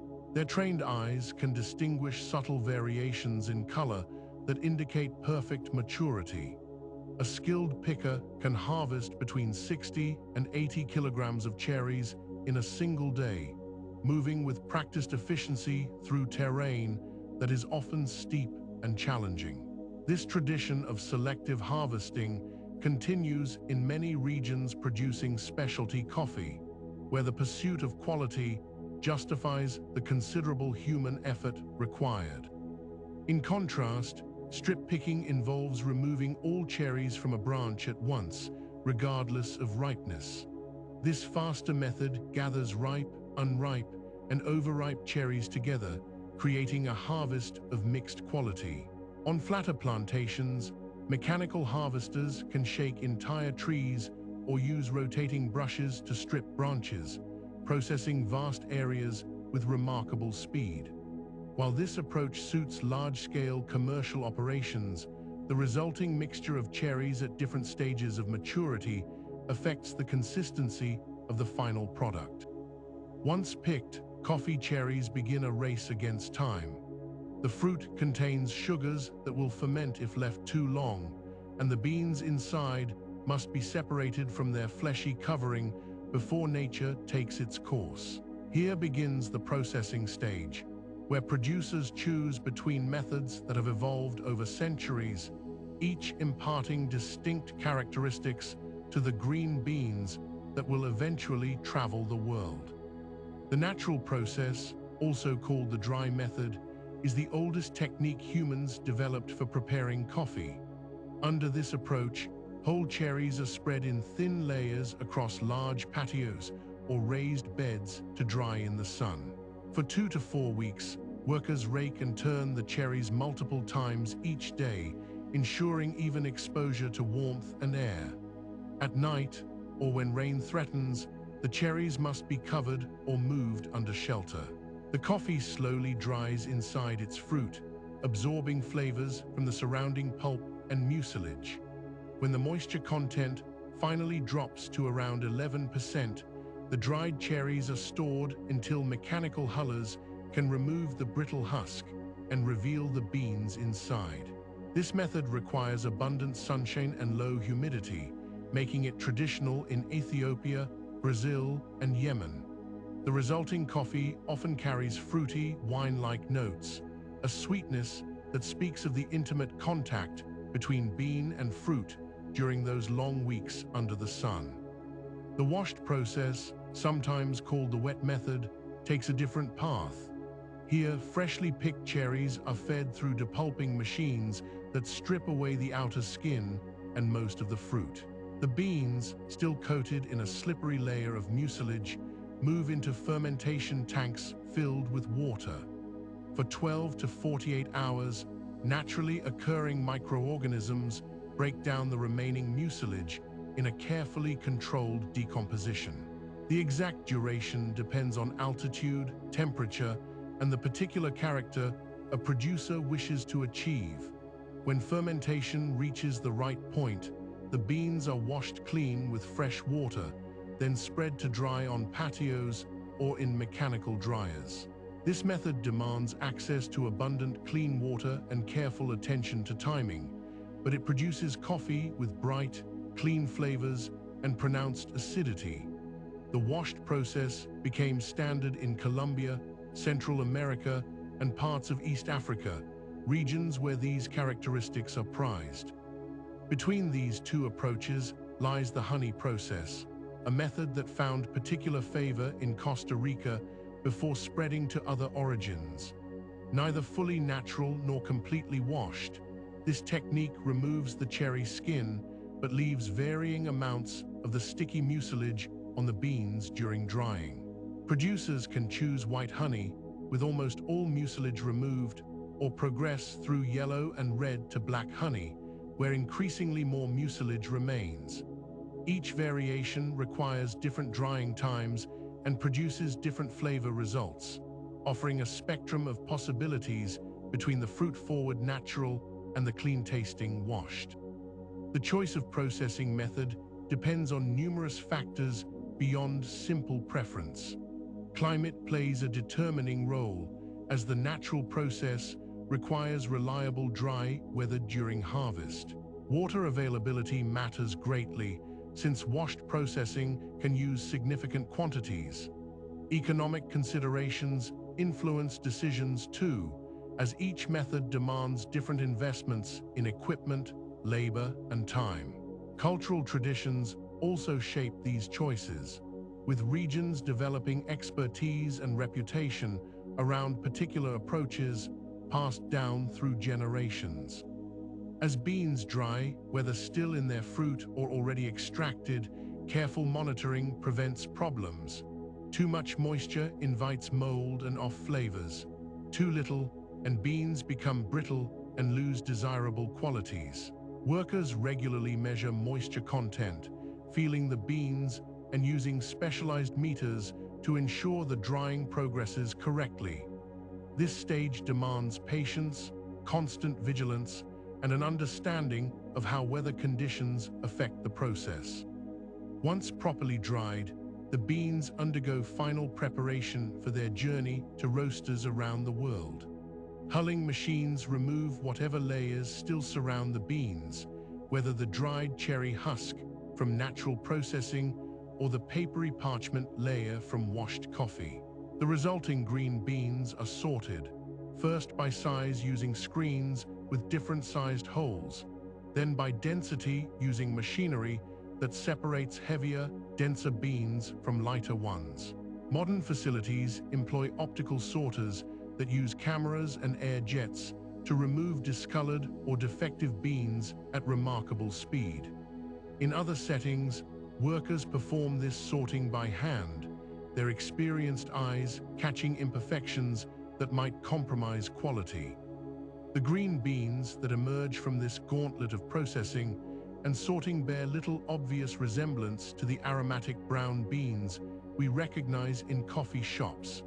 They smell grassy, vegetal, almost like fresh hay, but they carry within them the potential for transformation, holding all the compounds and characteristics that roasting will later unlock. Packed into 60-kilogram jute bags or GrainPro bags that protect them from moisture, these green beans can remain stable for months as they travel by truck, ship, and rail toward roasters who will complete their transformation. The careful work of harvesting and processing has prepared them for the next chapter of their journey, preserving the essential character imparted by soil, climate, and the countless decisions made by skilled hands in coffee lands far away. The processed green coffee beans, having completed their journey from cherry to dried seed, now face their most transformative moment. Within these pale, grassy-smelling beans lies a hidden potential, a complex array of sugars, proteins, and compounds waiting to be awakened. The art and science of roasting will unlock flavors that nature has carefully stored away, transforming the bean through carefully controlled heat into something entirely new. For centuries, the roasting of coffee was a simple affair conducted in homes across the Middle East and later Europe. Families would place green beans in shallow pans over open flames, shaking them continuously as they watched the color change from green to yellow to various shades of brown. The air would fill with smoke and the developing aroma of coffee, a smell that became synonymous with domestic comfort and the promise of hospitality. This intimate process required patience, attention, and an intuitive understanding of how the beans responded to heat. The beans themselves undergo a remarkable metamorphosis as temperature rises within them.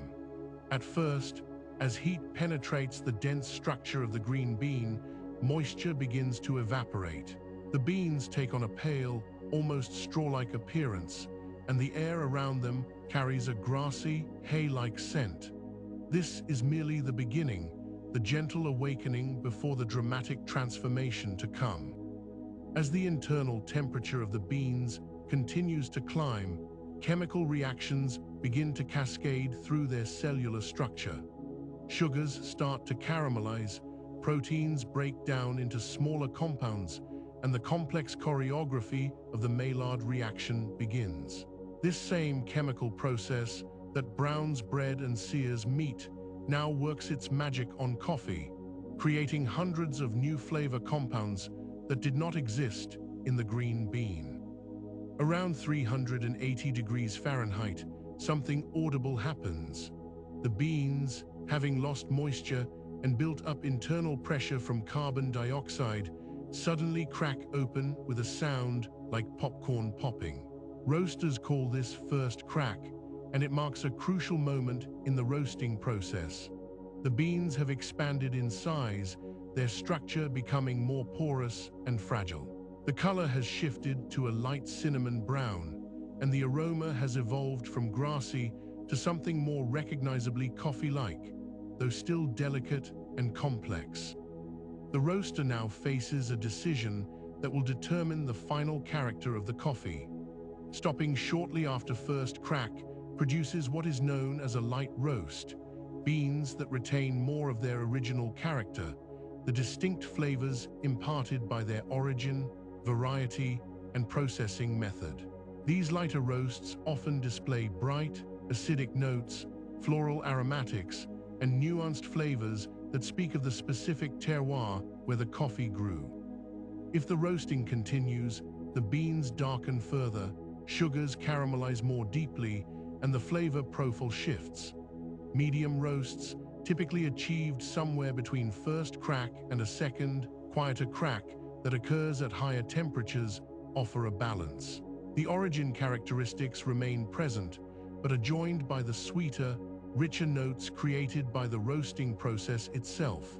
Caramel, chocolate, and toasted nut flavors that many find comforting and familiar. Push beyond second crack, and the beans enter the realm of dark roasts. Their surface becomes shiny with oils that migrate from within as the cellular structure breaks down further. The flavors created by roasting now dominate, while the subtle notes of origin recede into the background. Dark roasts carry bold, robust flavors, often described as bittersweet chocolate, smoky, or spicy.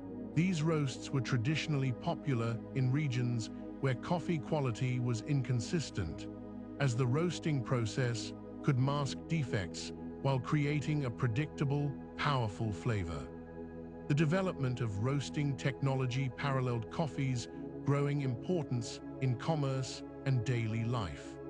In 19th century America, commercial roasters began to emerge, using larger cylindrical drums that rotated over heat sources. These drums, perforated to allow smoke and chaff to escape, could roast larger batches more evenly than the simple pans of earlier times. The rotation ensured that beans moved constantly through the heat, developing uniformly rather than burning on one side while remaining raw on another. The industrial age brought steam-powered and later gas-heated roasters, machines that could process hundreds of pounds at a time. Companies could now roast coffee in central facilities and distribute it widely, though this convenience came with a cost. Coffee begins to lose its peak flavor soon after roasting as aromatic compounds volatilize and oils gradually turn rancid when exposed to oxygen. The convenience of mass-produced, pre-roasted coffee meant that many consumers never experienced coffee at its freshest and most expressive. The 20th century saw remarkable refinement in roasting technology. Engineers developed sophisticated airflow systems to control heat distribution, thermocouples to measure bean temperature with precision, and eventually computer systems that could monitor and adjust every variable in real time. Modern commercial roasters can execute complex roasting profiles, adjusting heat input moment by moment to bring out specific characteristics in the coffee. Yet even with all this technology, roasting remains as much art as science. Two roasters working with identical beans and equipment can produce distinctly different results based on subtle choices in their approach. The rate at which heat is applied, the moments chosen to increase or decrease temperature, the exact second when the roast is stopped. All of these decisions shape the final flavor in ways that go beyond simple chemistry. The roaster learns to read the beans, watching how color develops across their surface, listening to the sounds they make, and drawing on experience to anticipate how different origins and varieties will respond to heat. A naturally dense bean from high-altitude growing regions might require a longer, gentler roast to allow heat to penetrate fully without burning the exterior. A softer, lower-density bean might need less time and different heat management to avoid becoming hollow and lifeless. As the roaster pulls the finished beans from the roasting chamber, they cascade into a cooling tray where air or water cooling rapidly halts the roasting process. The beans continue to release carbon dioxide, a process called degassing that will continue for days. This is why freshly roasted coffee is often packaged in bags with one-way valves to allow the carbon dioxide to escape while preventing oxygen from entering and causing the coffee to go stale. The roasted beans, now aromatic and fragile, have completed their transformation. Within their brittle, porous structure lie hundreds of compounds ready to be released through the final step in coffee's journey. The careful application of water to extract and combine these elements into the beverage that has captivated humanity for centuries. The roaster's work is complete, and the beans rest, waiting for the moment when hot water will unlock the flavors that heat has so carefully developed. The roasted beans, dark and fragrant, have completed their transformation. Now they await their final purpose, to become the drink that has captivated humanity for centuries. The journey from whole bean to steaming cup is itself a story of innovation, tradition, and the endless human quest to perfect the simple act of brewing coffee. In the earliest days, brewing coffee was almost brutally simple. The method that emerged in Yemen and Ethiopia involved little more than boiling coarsely ground coffee in water, allowing the grounds to settle and pouring off the liquid. This technique, practiced for centuries, required nothing more than a pot and a fire. The result was strong, intensely flavored, and served its purpose of delivering caffeine and warmth to those who drank it. The Turkish method, which developed in the Ottoman Empire, refined this ancient approach into an art form. The ibrik, also called a sezv, became the vessel of choice. A small, long-handled pot, often made of copper, with a wide bottom that tapered to a narrow top. The coffee was ground to an incredibly fine powder, almost like flour, and combined with cold water and sugar in the ibrik. The mixture was then heated slowly over hot sand or embers, allowing it to foam up repeatedly. The skilled brewer would remove the pot from heat just before it boiled over, then return it to heat again, sometimes 3 times. The result was a thick, intense brew served in small cups, with the grounds still suspended in the liquid, settling slowly to the bottom. This method remains largely unchanged in Turkish, Greek, and Arabic coffee traditions, a living connection to centuries past. As coffee spread across Europe, new brewing methods emerged to suit different tastes and circumstances. The French developed an appreciation for coffee that led to various innovations. In the early 19th century, the French press, or cafetière, made its appearance. This elegant device relied on a simple principle: coffee grounds steeped in hot water, then separated by pressing a metal mesh plunger through the liquid, trapping the grounds at the bottom. The method produced a full-bodied brew that retained the coffee's natural oils, creating a rich, textured cup. The French press remains beloved by coffee enthusiasts for the control it offers and the pure expression of coffee flavor it delivers. The drip method evolved gradually, with various inventors contributing improvements over the decades. The basic concept involved passing hot water through a bed of ground coffee, allowing gravity to pull the brewed liquid through a filter into a waiting vessel below. In the early 19th century, a French archbishop named Jean-Baptiste de Belloy invented an early drip pot with 2 chambers. Later, a Parisian metalsmith named Jacques-Augustin Gandais refined the design. But it was a German woman, Melita Benz, who revolutionized drip brewing in the early 20th century. Frustrated with the bitter taste from over-extraction and the grounds in her cup, she experimented with different filtering materials. In 1908, she created a simple but brilliant solution. She punched holes in a brass pot and lined it with blotting paper from her son's school notebook. This paper filter produced a clean, sediment-free cup.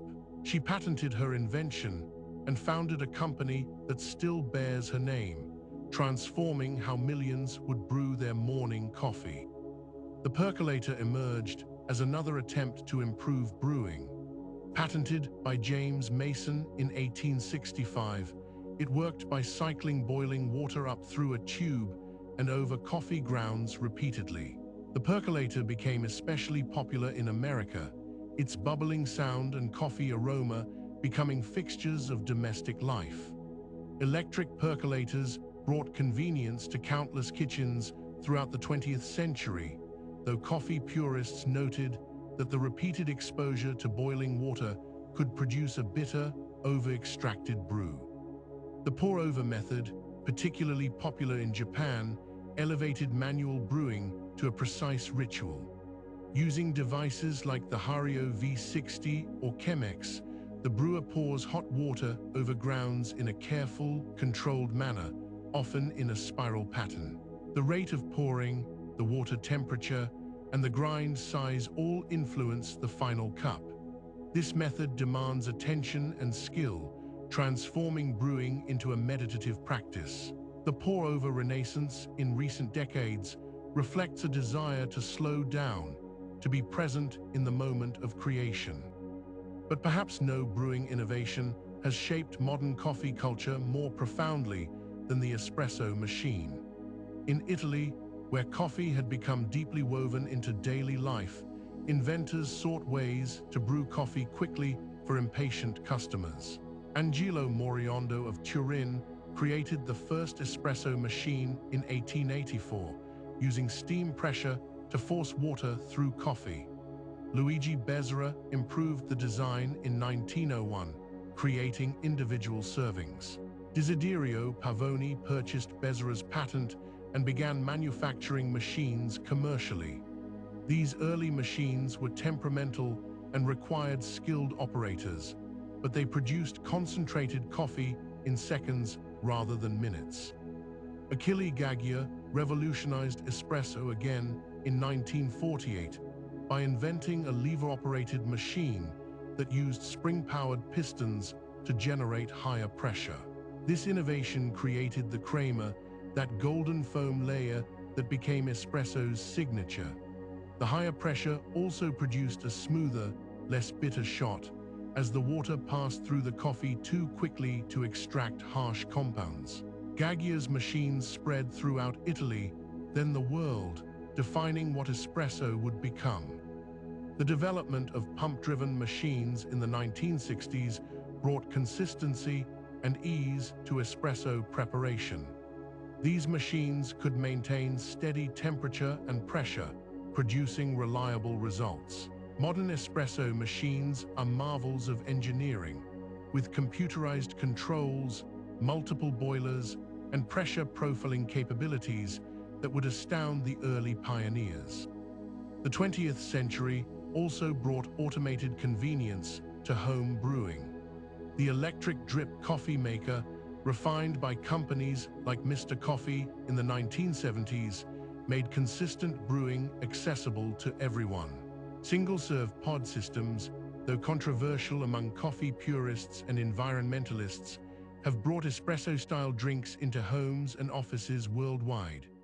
Cold brew, an old technique rediscovered, steeps coffee in cold water for 12 to 24 hours, producing a smooth, low-acid concentrate. Each brewing method extracts different compounds from the coffee, creating distinct flavor profiles. Turkish coffee captures everything, including fine particles, producing intensity and body. French press retains oils that paper filters would remove. Pour-over provides clarity and brightness. Espresso concentrates flavors into a small, powerful shot.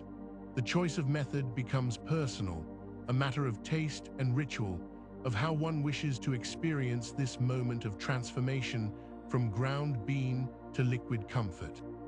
As we move forward in our story, we will explore what exactly happens during this transformation, the chemistry that makes coffee taste the way it does, and the remarkable complexity contained in something so familiar. After learning how countless generations of coffee lovers have brewed their precious beverage, we now turn our attention to what lies within that dark liquid itself. Coffee, as it turns out, is far more than simply water flavored with ground beans. It is one of the most chemically complex beverages humans have ever consumed, a symphony of molecules that scientists are still working to fully understand. When you hold a cup of freshly brewed coffee, you are cradling a solution containing over 1,000 different chemical compounds. This extraordinary complexity is part of what makes coffee so fascinating to chemists and so endlessly variable in its taste. No two cups are exactly alike at the molecular level, and the interplay of these compounds creates the flavors, aromas, and sensations we associate with our morning ritual. The most famous molecule in coffee, of course, is caffeine. This remarkable alkaloid, whose chemical name is 1,3,7-trimethylxanthine, makes up between 1 and 2% of a coffee bean's dry weight. Caffeine exists in the coffee plant as a natural insecticide, protecting the leaves and seeds from various pests. In the green, unroasted bean, caffeine is bound up with other compounds, particularly chlorogenic acids, in a way that creates a stable complex. During roasting, these bonds begin to break down, but the caffeine molecule itself remains remarkably stable, surviving the intense heat that transforms so many other compounds. The chlorogenic acids that bind with caffeine in the green bean are themselves a family of important compounds. These acids contribute significantly to coffee's characteristic bitterness and astringency. During the roasting process, chlorogenic acids break down into quinic acid and caffeic acid, each bringing its own flavor profile to the final beverage. Lighter roasts tend to preserve more of the original chlorogenic acids, while darker roasts break them down more completely, creating a different balance of tastes. The oils within coffee beans collectively called coffee oil or caffeine, represent another crucial category of compounds. These lipids, which make up about 15% of Arabica beans and around 10% of Robusta beans, are carriers for many of coffee's aromatic molecules. During brewing, these oils are extracted along with water-soluble compounds, creating the distinctive sheen sometimes visible on the surface of fresh coffee. The oils contain a variety of diterpenes, including kaffestool and carwiol, which contribute to coffee's body and mouthfeel. Perhaps the most magical aspect of coffee chemistry occurs during roasting, in a series of reactions known as the Maillard reaction. Named after the French chemist Louis-Camille Maillard, who described it in the early 20th century, this reaction occurs when amino acids and reducing sugars interact under heat. The Maillard reaction is responsible for the browning and flavor development in many cooked foods, from bread crusts to grilled meat, but it reaches a particular pinnacle of complexity in coffee. During the Maillard reaction in coffee roasting, hundreds of new compounds form within minutes. Sugars caramelize and break down, proteins denature and recombine, and entirely new molecules come into being that never existed in the green bean. These include pyrazines, which contribute nutty and earthy notes, furans, which add caramel and sweet flavors, and various aldehydes and ketones that create fruity and floral characteristics. The exact compounds that develop depend on temperature, time, and the specific composition of the green bean itself. The aromatic compounds in coffee are particularly numerous and delicate. Scientists have identified more than 800 volatile aromatic compounds in roasted coffee, though not all are present in every batch. These molecules are responsible for the enticing smell of fresh coffee that draws us in before we even take a sip. Some of these aromatics are fleeting, evaporating quickly after roasting, which is why coffee enthusiasts emphasize the importance of freshness. Others are more stable, locked within the bean's cellular structure until grinding and brewing release them. Acids play a surprising role in coffee's flavor profile.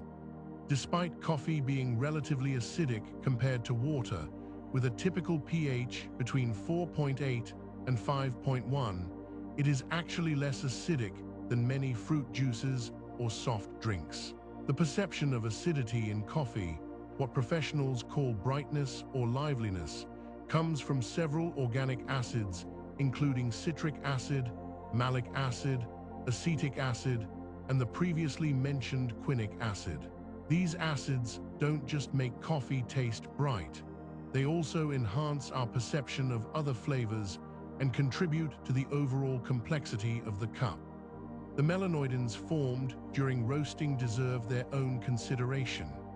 These large, brown polymers result from advanced stages of the Maillard reaction, and they give roasted coffee its distinctive color. But melanoidins do much more than affect appearance. They contribute to coffee's body and mouthfeel, create certain flavor notes, and possess antioxidant properties that have interested health researchers.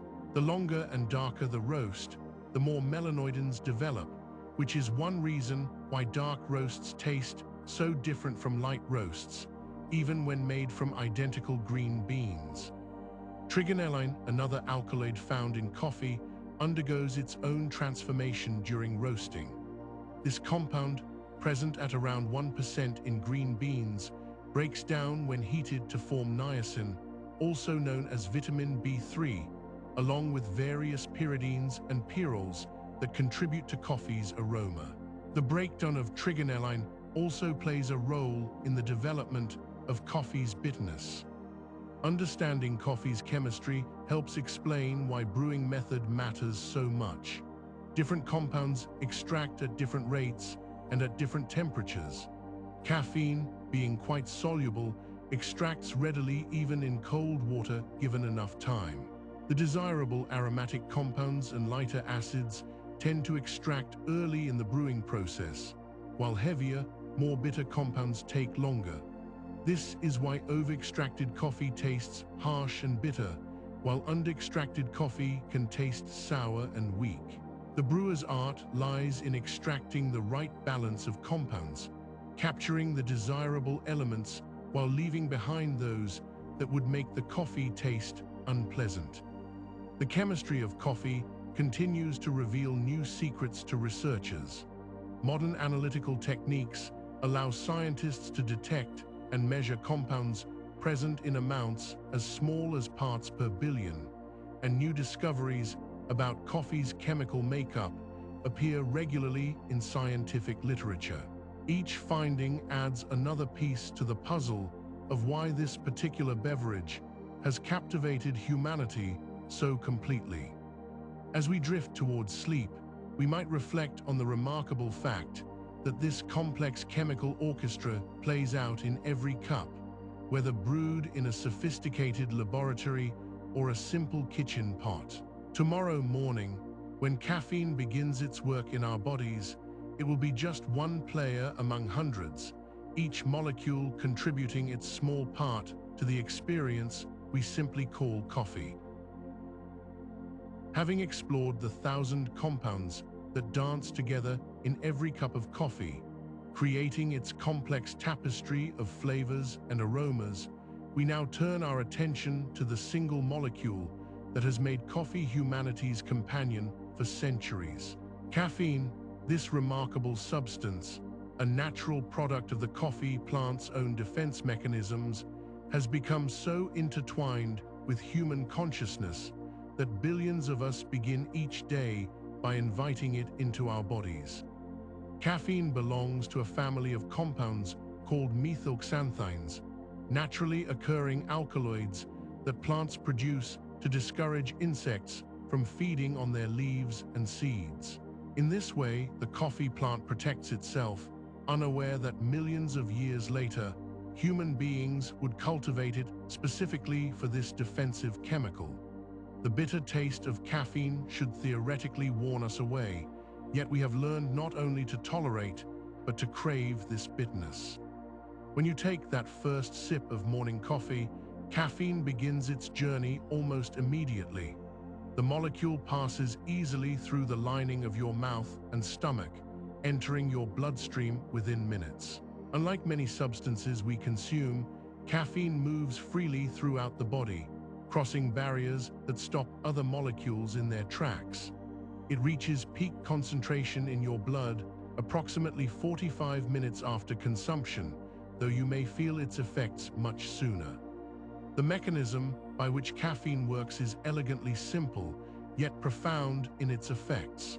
Throughout your waking day, your brain produces a molecule called adenosine. This chemical accumulates gradually, binding to specific receptors on your neurons like keys fitting into locks. As more adenosine binds to these receptors, you begin to feel drowsy. Your thoughts slow down, your eyelids grow heavy, and your body signals that rest is needed.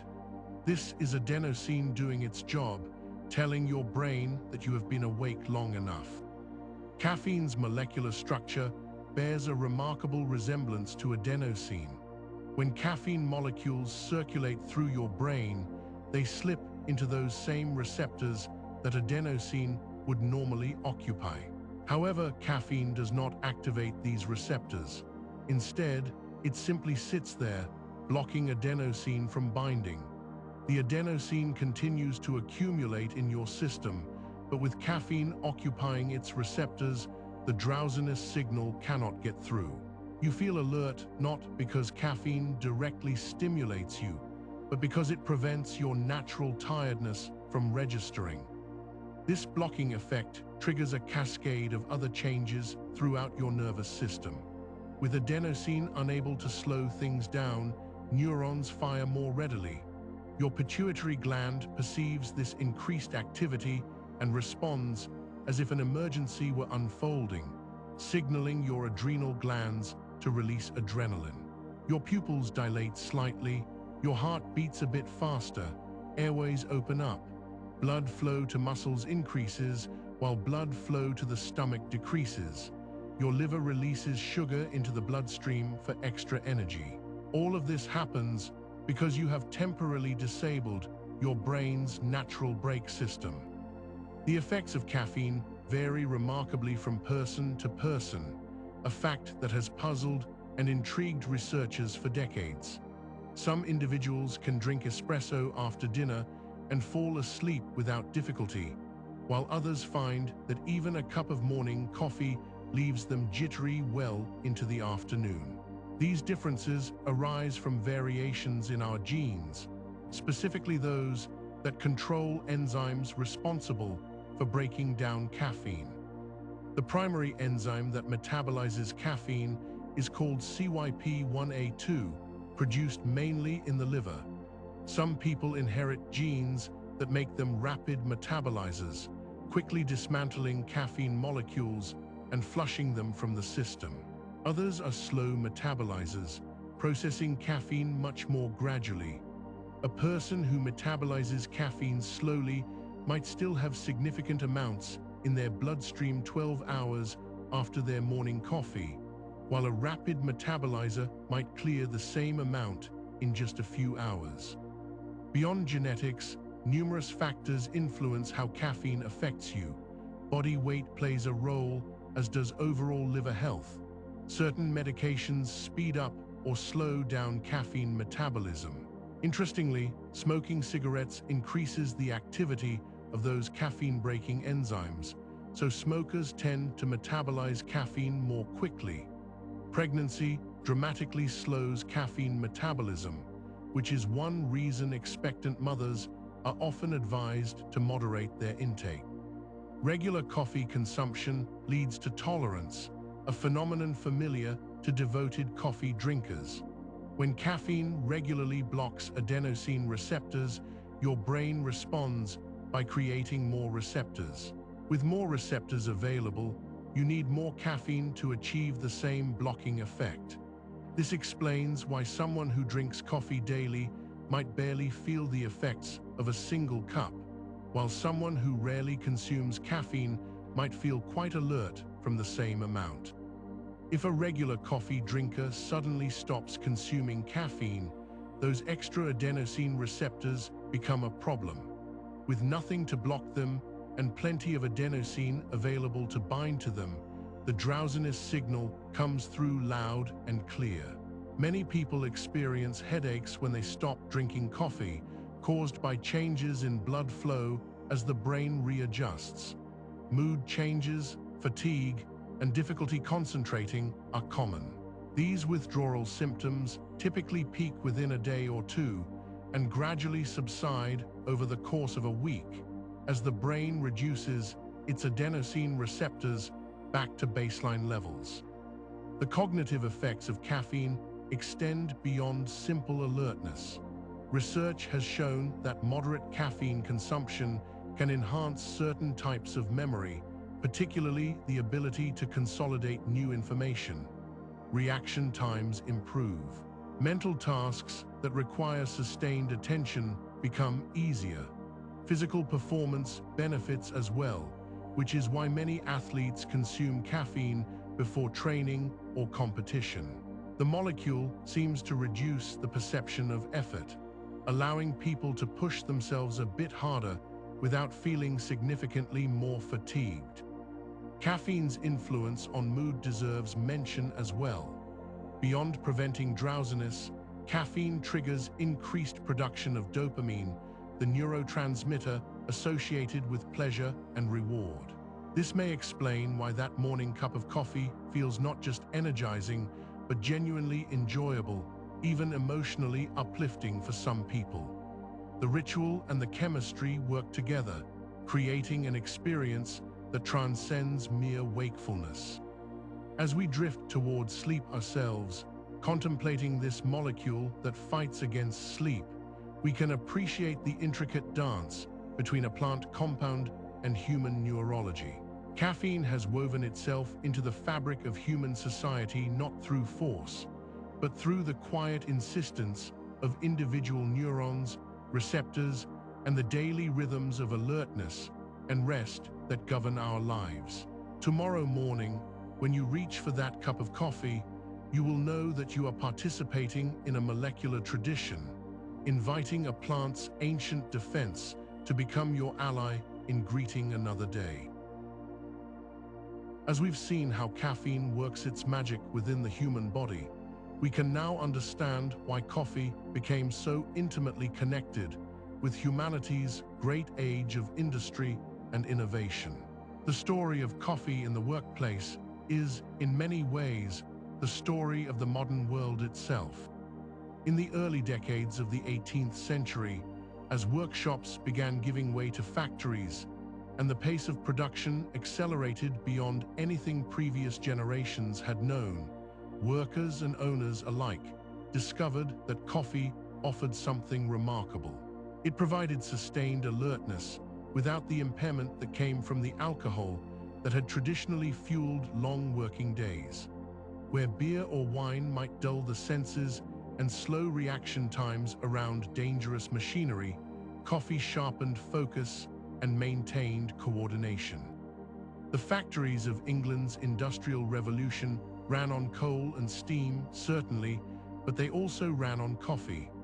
Mill workers in Manchester and Birmingham would begin their shifts in the pre-dawn darkness, often after only a few hours of sleep, and coffee became their ally against exhaustion.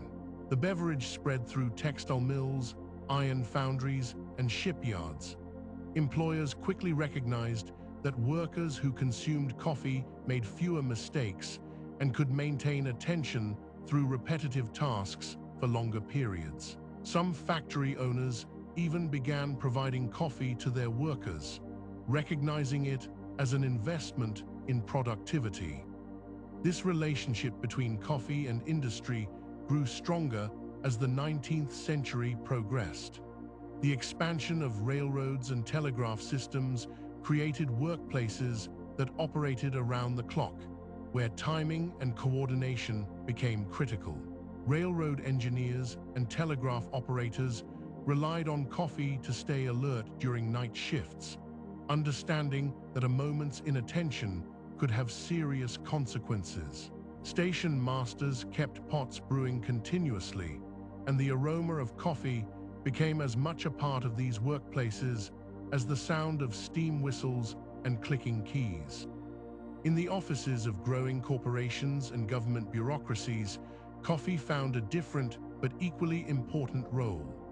Clerks working with ledgers, typewriters, and filing systems discovered that coffee helped maintain the mental stamina required for detailed work.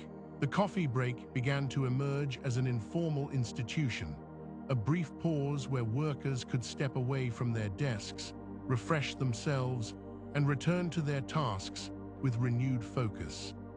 By the early 20th century, some employers began formalizing these coffee breaks, recognizing them not as interruptions to productivity, but as essential components of it. Studies conducted in various industries suggested that workers who took short breaks with coffee actually accomplished more than those who worked continuously without pause. The beverage provided both a physical refreshment and a psychological marker, dividing long working hours into more manageable segments. Coffee also became intertwined with the culture of innovation itself. Thomas Edison, known for his grueling work sessions, consumed coffee in impressive quantities as he pursued his inventions. Stories from his laboratory at Menlo Park describe the inventor working through the night, sustained by frequent cups of strong coffee. Whether he was perfecting the light bulb or developing improvements to the telegraph, coffee was his constant companion during those long hours of experimentation and problem-solving. The connection between coffee and creativity became particularly pronounced in the advertising agencies and design studios that emerged in the early 20th century. These creative industries, which valued both imaginative thinking and the ability to work under tight deadlines, embraced coffee as an essential tool. Brainstorming sessions happened over coffee. Late-night campaigns to meet client deadlines ran on coffee, The substance became so associated with creative work that coffee pots and cups became standard equipment in every agency and studio. Writers and journalists discovered similar benefits. Newsrooms, with their constant deadlines and need for sharp, clear prose produced under pressure, became temples of coffee consumption. The image of the reporter working late into the night, cigarette in one hand and coffee cup in the other, became a cultural icon.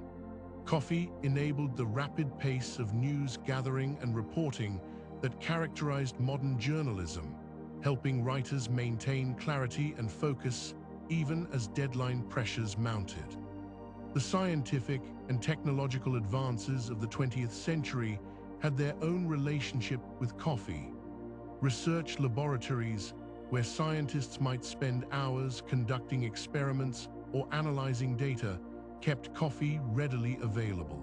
The beverage helped researchers maintain the sustained concentration required for complex problem-solving. During periods of intensive work, such as the efforts to develop radar during the Second World War or the space race of the 1960s, coffee consumption in research facilities reached remarkable levels. In Silicon Valley and other centers of technological innovation that emerged in the late 20th century, coffee culture evolved into something almost sacred. Software engineers working on complex code through the night relied on coffee to maintain the deep focus their work required. Startup companies invested in high-quality espresso machines and specialty beans, understanding that coffee was fuel for the creative and technical thinking that drove innovation. The all-night coding session, sustained by regular infusions of caffeine, became a badge of honor in tech culture. The modern office environment, as it developed through the 20th century and into the 21st, made coffee central to workplace culture in ways both practical and social. The office coffee station became a gathering place where colleagues from different departments might cross paths and exchange ideas. Informal collaborations often began at the coffee maker, where a casual conversation could spark new approaches to problems or lead to unexpected partnerships. Coffee meetings became their own category of workplace interaction, different from formal conference room gatherings. Taking a colleague out for coffee implied a different kind of conversation than scheduling a meeting, something more casual, yet often more productive. Coffee shops near office buildings became unofficial extensions of the workplace, venues for interviews, negotiations, and collaborative work sessions. The rise of coffee shops, designed specifically as workspaces, represented a new evolution in this relationship. With the development of portable computers and wireless internet, cafes transformed into alternative offices where freelancers, entrepreneurs, and remote workers could find both the stimulation of caffeine and the ambient social environment that many people find conducive to focused work. These spaces acknowledged something that workers had understood for centuries, that coffee and productive work have a natural affinity. As evening settles and we prepare for rest, we can appreciate how coffee, the beverage that promotes wakefulness, has shaped the working world around us. From the early factories of the Industrial Revolution to the innovation centers of today, coffee has been there, helping human beings push the boundaries of what they could create and accomplish. Tomorrow, we'll explore how coffee culture itself became elevated into an art form, as specialty roasters and baristas transformed the simple cup into something extraordinary.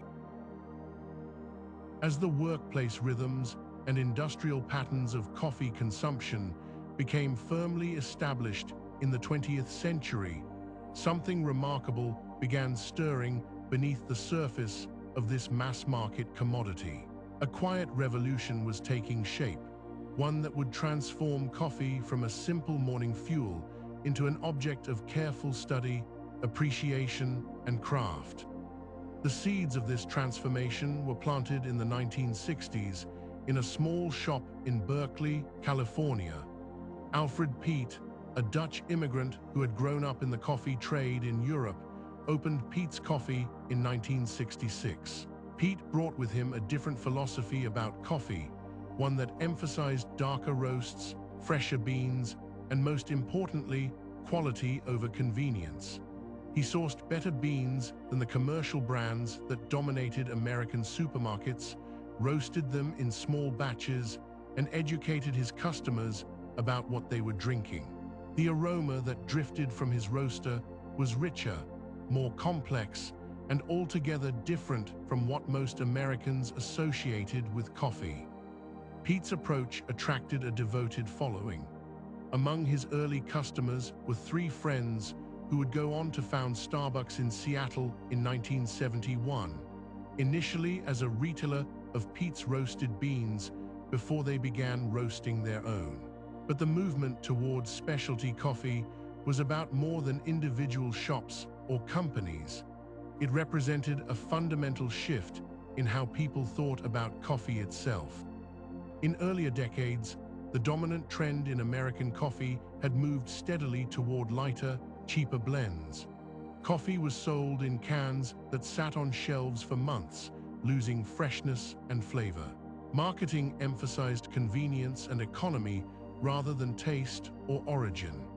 The rich variety of coffee that came from different countries, different elevations, different processing methods, had been largely blended away into uniform mediocrity. Coffee was coffee, a generic brown beverage that provided caffeine. The specialty coffee movement challenged every aspect of this approach. It asked consumers to think about where their coffee came from, not just coffee, but coffee from specific regions, specific farms even. Ethiopian beans tasted different from Colombian beans, which tasted different from Sumatran beans. Altitude mattered. Processing methods mattered. Freshness mattered tremendously. The movement introduced a new vocabulary, terms like single origin and varietal, that had long been common in wine appreciation, but were revolutionary when applied to coffee. Roasting became an art form again, rather than an industrial process. Specialty roasters experimented with different roast profiles to bring out the unique characteristics of each bean, rather than roasting everything to the same dark uniformity. They discovered that lighter roasts could reveal bright, fruity notes in African coffees, while medium roasts might highlight the chocolate and nut flavors in Central American varieties. The roast date appeared on packages because these roasters knew that coffee tasted best within weeks of roasting, not months. Brewing methods received renewed attention as well. If coffee beans could be appreciated for their distinct characteristics, then the brewing method needed to do justice to those qualities. The espresso machine, long a fixture in Italian cafes, became a canvas for skill and precision. Baristas, a term borrowed from Italian, emerged as craftspeople who understood extraction times, water temperature, grind size, and pressure. Making coffee became performance and craft rather than simply a task. The 1980s and 1990s saw this movement gain momentum. The Specialty Coffee Association of America, founded in 1982, provided a framework for establishing quality standards and sharing knowledge. Competitions emerged where baristas could demonstrate their skills and roasters could showcase their craft. Coffee professionals began traveling to origin countries, building direct relationships with farmers, understanding the agricultural side of coffee production in ways that had been lost in the commodity trading system. By the turn of the millennium, observers were speaking of a third wave of coffee culture. If the first wave had been about making coffee widely available and the second wave about creating coffee shop culture, the third wave was about treating coffee as an artisanal food product worthy of the same attention as wine or craft beer. Third wave coffee shops featured carefully designed brewing bars, where customers could watch their coffee being prepared using precise methods like pour-over or siphon brewing. The shops themselves became spaces of minimalist design where the coffee took center stage. This movement introduced new transparency to the coffee supply chain. Third-wave roasters often featured detailed information about their beans, not just the country of origin, but the specific farm or cooperative, the elevation, the varietal, the processing method, even the names of the farmers who grew it.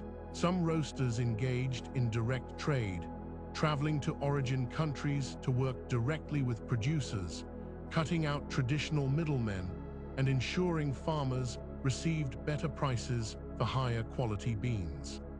Coffee cupping, a formal tasting process similar to wine tasting, became part of quality control and education.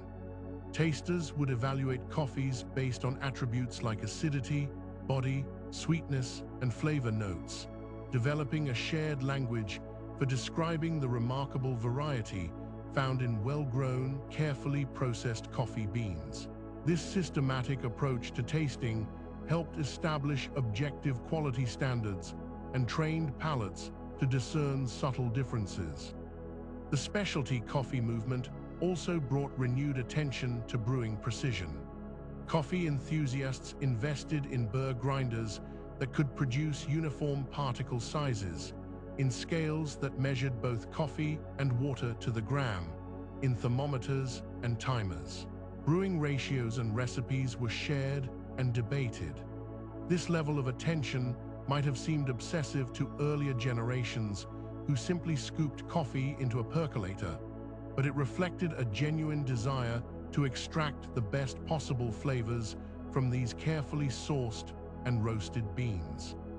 As specialty coffee spread beyond its early strongholds, it took on different characteristics in different places. Australian coffee culture developed its own interpretation, emphasizing milk-based drinks and cafe atmosphere. Scandinavian countries, already coffee-loving regions, embraced lighter roasts and filter brewing with particular enthusiasm. Japanese coffee culture brought characteristic precision and ceremony to both brewing methods and cafe design. Each place added its own sensibility while sharing the core values of quality, craftsmanship, and respect for coffee's complexity. The rise of specialty coffee created new economic relationships throughout the supply chain. As consumers became willing to pay premium prices for exceptional coffee, more money could flow back to farmers who invested in quality. Specialty coffee encouraged agricultural experimentation, with farmers trying different varieties, processing methods, and growing techniques. It created incentives for sustainable farming practices and for preserving coffee biodiversity. This transformation was not without its tensions. The emphasis on expensive equipment and precise technique could seem elitist or exclusionary. The coffee shops of the third wave sometimes felt intimidating to customers who simply wanted a familiar drink. Yet at its heart, the specialty coffee movement was about appreciation and knowledge, about recognizing the labor and skill that went into every cup, from the farmer who tended the trees to the roaster who developed the perfect profile to the barista who executed the brew with care. As we turn now toward coffee's broader economic impact and global reach, we carry forward this understanding that coffee is not merely a commodity, but a product of place, skill, and tradition, connecting farmers and drinkers across continents through the simple, complex pleasure of a thoughtfully prepared cup. As we've traveled through coffee's story from ancient berry to artisanal beverage, we arrive now at a perspective that reveals just how deeply this drink has woven itself into the fabric of the global economy. Beyond the cafe counters and roasting facilities, beyond even the farms we've glimpsed, lies a vast network of commerce that touches millions of lives across every continent. Coffee stands as one of the most valuable legally traded commodities on Earth, second only to crude oil by some measures, though exact rankings shift with market conditions and measurement methods. The numbers themselves tell a remarkable story. Each year, the world produces somewhere around 10 million tons of coffee beans. This harvest flows from more than 50 countries, primarily clustered around the equatorial belt, where conditions favor the sensitive coffee plant. But these statistics represent far more than agricultural output. They represent the livelihoods of roughly 25 million farming families, most working small plots of land measured in just a few acres. When we consider the workers involved in harvesting, processing, transporting, roasting, and serving coffee, estimates suggest that over 100 million people worldwide depend directly on this industry for their income. The journey of a coffee bean through the global economy follows paths both ancient and modern. In countries like Ethiopia, Colombia, Vietnam, Brazil, and Indonesia, farmers tend their coffee trees through years of growth before the first harvest. An Arabica coffee plant typically takes 3 to 4 years to produce its first crop, requiring patient investment of labor and resources. The farmer must navigate unpredictable weather, plant diseases, and the natural cycles of bearing years, when trees produce abundantly, and lean years, when yields diminish. When harvest time arrives, the work intensifies. On steep mountainsides in Colombia or terraced plots in Rwanda, pickers move through the coffee trees multiple times, selecting only the ripest cherries. This careful hand-picking produces the highest quality beans, but demands significant labor. A skilled picker might harvest enough cherries in a day to produce 20 to 30 pounds of green coffee beans after processing. For this work, payment varies enormously depending on country, region, and the particular arrangements between farmer and laborer. The economics of coffee farming present considerable challenges. Coffee prices fluctuate dramatically on international commodity markets, responding to factors far beyond any individual farmer's control. A frost in Brazil, changing consumption patterns in importing countries, currency exchange rates, or speculation by traders can all send prices rising or falling. Farmers often plant and tend their crops with little certainty about what price their harvest will command months or years later. This volatility creates particular hardship for smallholder farmers with limited financial reserves to weather lean periods. Once processed into green beans, coffee enters a complex supply chain that might involve local collectors, regional cooperatives, export companies, international traders, importers in consuming countries, and finally roasters. Each participant takes a portion of the final value, and the structure of this chain has long been a subject of scrutiny and concern. Historically, the farmer who grew the coffee received a relatively small percentage of what a consumer eventually paid for a cup, sometimes as little as 10%, though this varies considerably depending on quality, market conditions, and supply chain arrangements. The international coffee trade operates partly through commodity exchanges in New York and London, where Arabica and Robusta futures contracts are bought and sold. These markets provide mechanisms for managing price risk, but can also contribute to volatility. The prices established through this trading system ripple outward, influencing what farmers receive for their crops in distant villages and mountains.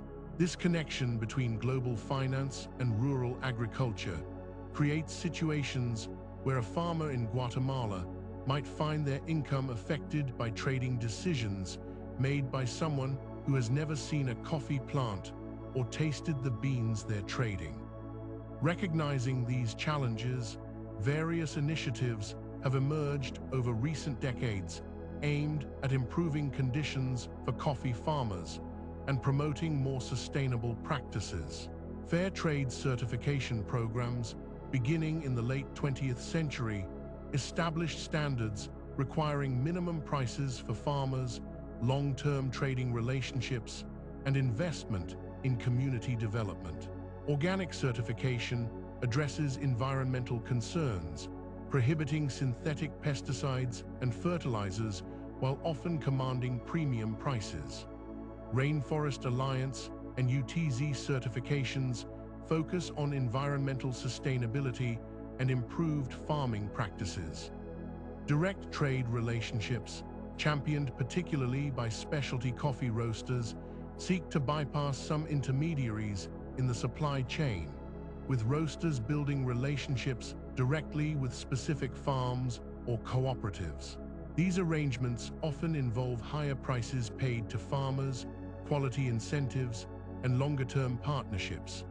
Cup of Excellence programs in various countries create competitions where the highest-scoring coffees are auctioned to international buyers, sometimes achieving remarkable prices that can transform fortunes for winning farmers. The economic impact of coffee extends beyond individual livelihoods to shape national economies. For countries like Ethiopia, Honduras, and Uganda, coffee exports represent a significant portion of foreign exchange earnings. Government policies regarding coffee production, quality standards, and export regulations can affect millions of citizens. Investment in infrastructure, agricultural extension services, and processing facilities all influence how effectively a country can compete in global coffee markets.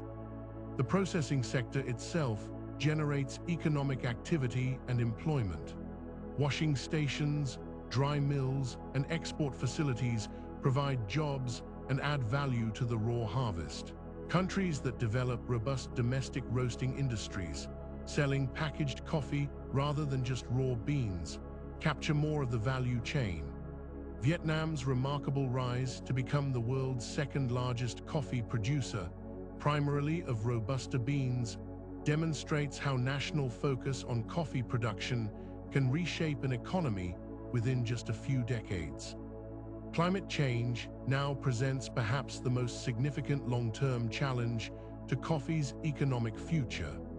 Rising temperatures threaten to make currently productive regions unsuitable for coffee cultivation, particularly for the more temperature-sensitive Arabica variety.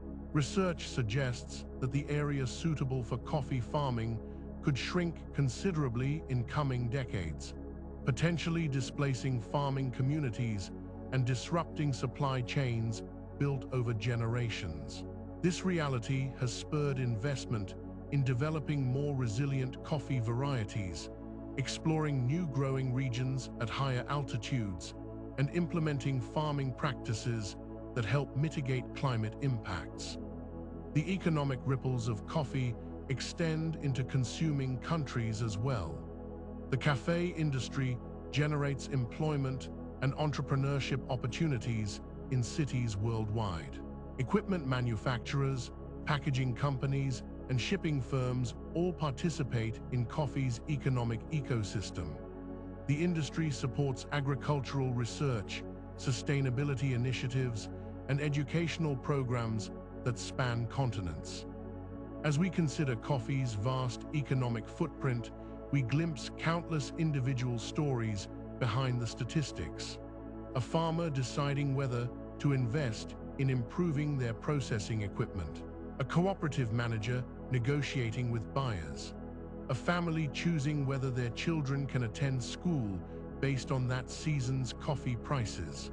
An entrepreneur opening a small roasting company, carefully selecting beans and building relationships with farmers half a world away. These human dimensions remind us that global commerce ultimately consists of countless personal decisions, hopes, and efforts. The story of coffee's economic impact continues to evolve, shaped by changing consumer preferences, technological innovations, environmental pressures, and ongoing efforts to create more equitable and sustainable trading relationships. As we prepare to explore how coffee culture manifests in different corners of the world today, we carry with us this understanding of the intricate economic web that connects morning cups in distant cities to sun-drenched hillsides where coffee cherries ripen and hands reach up to pick them, continuing a harvest that feeds not just a global thirst for the beloved beverage, but entire communities, economies, and ways of life. The morning light filters through cafe windows in countless cities across our planet, and in each of these places, coffee takes on a different personality, a unique expression of local culture and tradition. From the hurried takeaway cups of Manhattan to the leisurely afternoon brews of Melbourne, coffee has woven itself into the fabric of daily life in ways that would astonish those Sufi monks who first stayed awake with its help centuries ago. In Italy, the relationship with coffee remains almost sacred in its precision. Walk into any bar in Rome or Milan at 8 in the morning, and you'll witness a beautiful ritual repeated thousands of times each day. Men and women in business attire stand at marble counters, exchanging quick greetings with the barista who already knows their order. A few swift movements, the hiss of steam, and within moments, a small porcelain cup appears, filled with espresso so concentrated it seems to capture the essence of coffee itself. The entire transaction takes perhaps 3 minutes. This is not a meal or a meeting, but a punctuation mark in the day, a moment of quality so refined that Italians rarely see the need to embellish it. The idea of a large, milky coffee to carry around for an hour would seem as peculiar to them as eating dessert for breakfast. Travel north to Scandinavia, and coffee reveals an entirely different aspect of its character. In Sweden, the tradition of fika represents something more than a coffee break. It is a cultural institution, a deliberate pause in the workday that companies and families alike honor with genuine commitment. Colleagues gather in office kitchens, friends meet in cozy cafes, and the act of drinking coffee becomes inseparable from connection and conversation. The coffee itself tends toward lighter roasts, served in generous cups meant to be savored over an extended period. Cinnamon buns and cardamom rolls often accompany these moments, and the emphasis falls not on the speed of consumption, but on the quality of presence. In a region where winters stretch long and dark, these warm, well-lit interludes of coffee and community take on special significance. The Ethiopian coffee ceremony brings us full circle to coffee's origins, but in a form refined over countless generations. This ritual, still practiced in homes and communities throughout Ethiopia and Eritrea, can last for hours. Fresh green coffee beans are washed and then roasted in a pan over charcoal, the smoke wafted toward guests as an aromatic invitation. The beans are ground by hand with a mortar and pestle, then brewed in a clay pot called a jabina. The coffee is poured from a height into small handleless cups, and 3 rounds are traditionally served, each with its own name and significance. This ceremony often accompanies important conversations and gatherings, transforming coffee preparation into a form of hospitality that honors both the beverage and the guests. In Vietnam, coffee culture developed its own distinctive character, influenced by French colonial history, but adapted to local tastes and climate. Vietnamese coffee is typically made with Robusta beans grown in the central Highlands, brewed strong through a small metal filter called a fin that sits directly on the cup. The coffee drips slowly, almost meditatively, into a glass already containing sweetened condensed milk. In the heat of Saigon or Hanoi, this mixture is often poured over ice, creating café es letawani adar, a drink that balances bitter and sweet, hot and cold, in perfect harmony. Sidewalk cafes filled with tiny plastic stools become theaters of daily life, where business people and students alike spend hours over a single glass, watching the world pass by.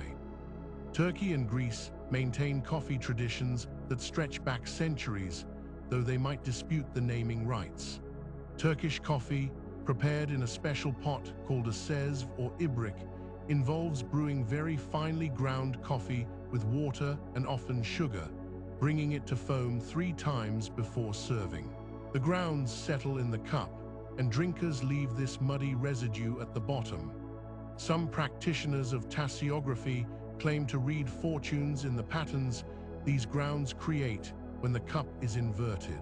Whether one believes in such divination or not, the practice speaks to coffee's role as a catalyst for conversation and contemplation. In Australia and New Zealand, coffee culture experienced a renaissance in recent decades that transformed these nations into unexpected leaders of the specialty coffee movement. Melbourne, in particular, developed a cafe scene that rivaled any in Europe, with an emphasis on espresso-based drinks crafted with almost scientific precision. Flat whites, long blacks, and meticulously poured lattes became points of pride. The Antipodean approach to coffee combined Italian technique with a distinctly relaxed attitude, creating spaces where people lingered over brunch and newspapers, where baristas achieved celebrity status, and where taking coffee seriously somehow never became pretentious. In the United States, coffee culture reflects the nation's diversity and its tendency toward extremes. Diners still serve endless refills of drip coffee in thick ceramic mugs, a tradition of abundance and informality. Simultaneously, third-wave coffee shops in cities like Portland, Seattle, and San Francisco treat coffee with the reverence traditionally reserved for wine, discussing terroir and processing methods, offering single-origin pour-overs prepared with exacting attention to water temperature and brewing time. Drive-through coffee stands in the Pacific Northwest serve as daily touchpoints, where baristas remember names and orders, creating moments of connection in car-dependent communities. The Middle East maintains its coffeehouse traditions while adapting to contemporary life. In cities like Beirut, Istanbul, and Dubai, traditional coffee preparation exists alongside modern espresso bars. Young people gather in cafes that blend Ottoman aesthetics with contemporary design, drinking everything from Arabic coffee scented with cardamom to cold brew, topped with elaborate foam designs. Japan's Kiseitan, traditional coffee houses, offer another variation on the theme. These establishments, often tucked into quiet neighborhoods, serve coffee with a ceremony that rivals the nation's tea culture. Siphon brewing, where water and coffee mingle in glass chambers over open flame, becomes a form of performance. The coffee arrives with perfect presentation, and the space invites quiet contemplation rather than conversation. In contrast, Japan's convenience stores offer canned coffee in vending machines on every corner, hot or cold, a different kind of ritual for a society always in motion. As we circle the globe with coffee, a pattern emerges. Everywhere this beverage has traveled, it has adapted to local customs while maintaining its essential character.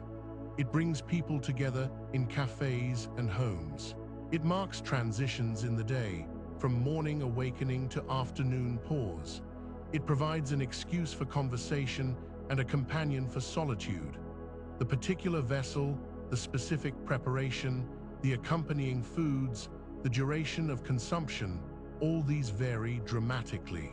Yet the fundamental human impulse remains constant: to gather around something warm and stimulating, to create moments of connection or reflection, to transform a simple agricultural product into an experience rich with meaning.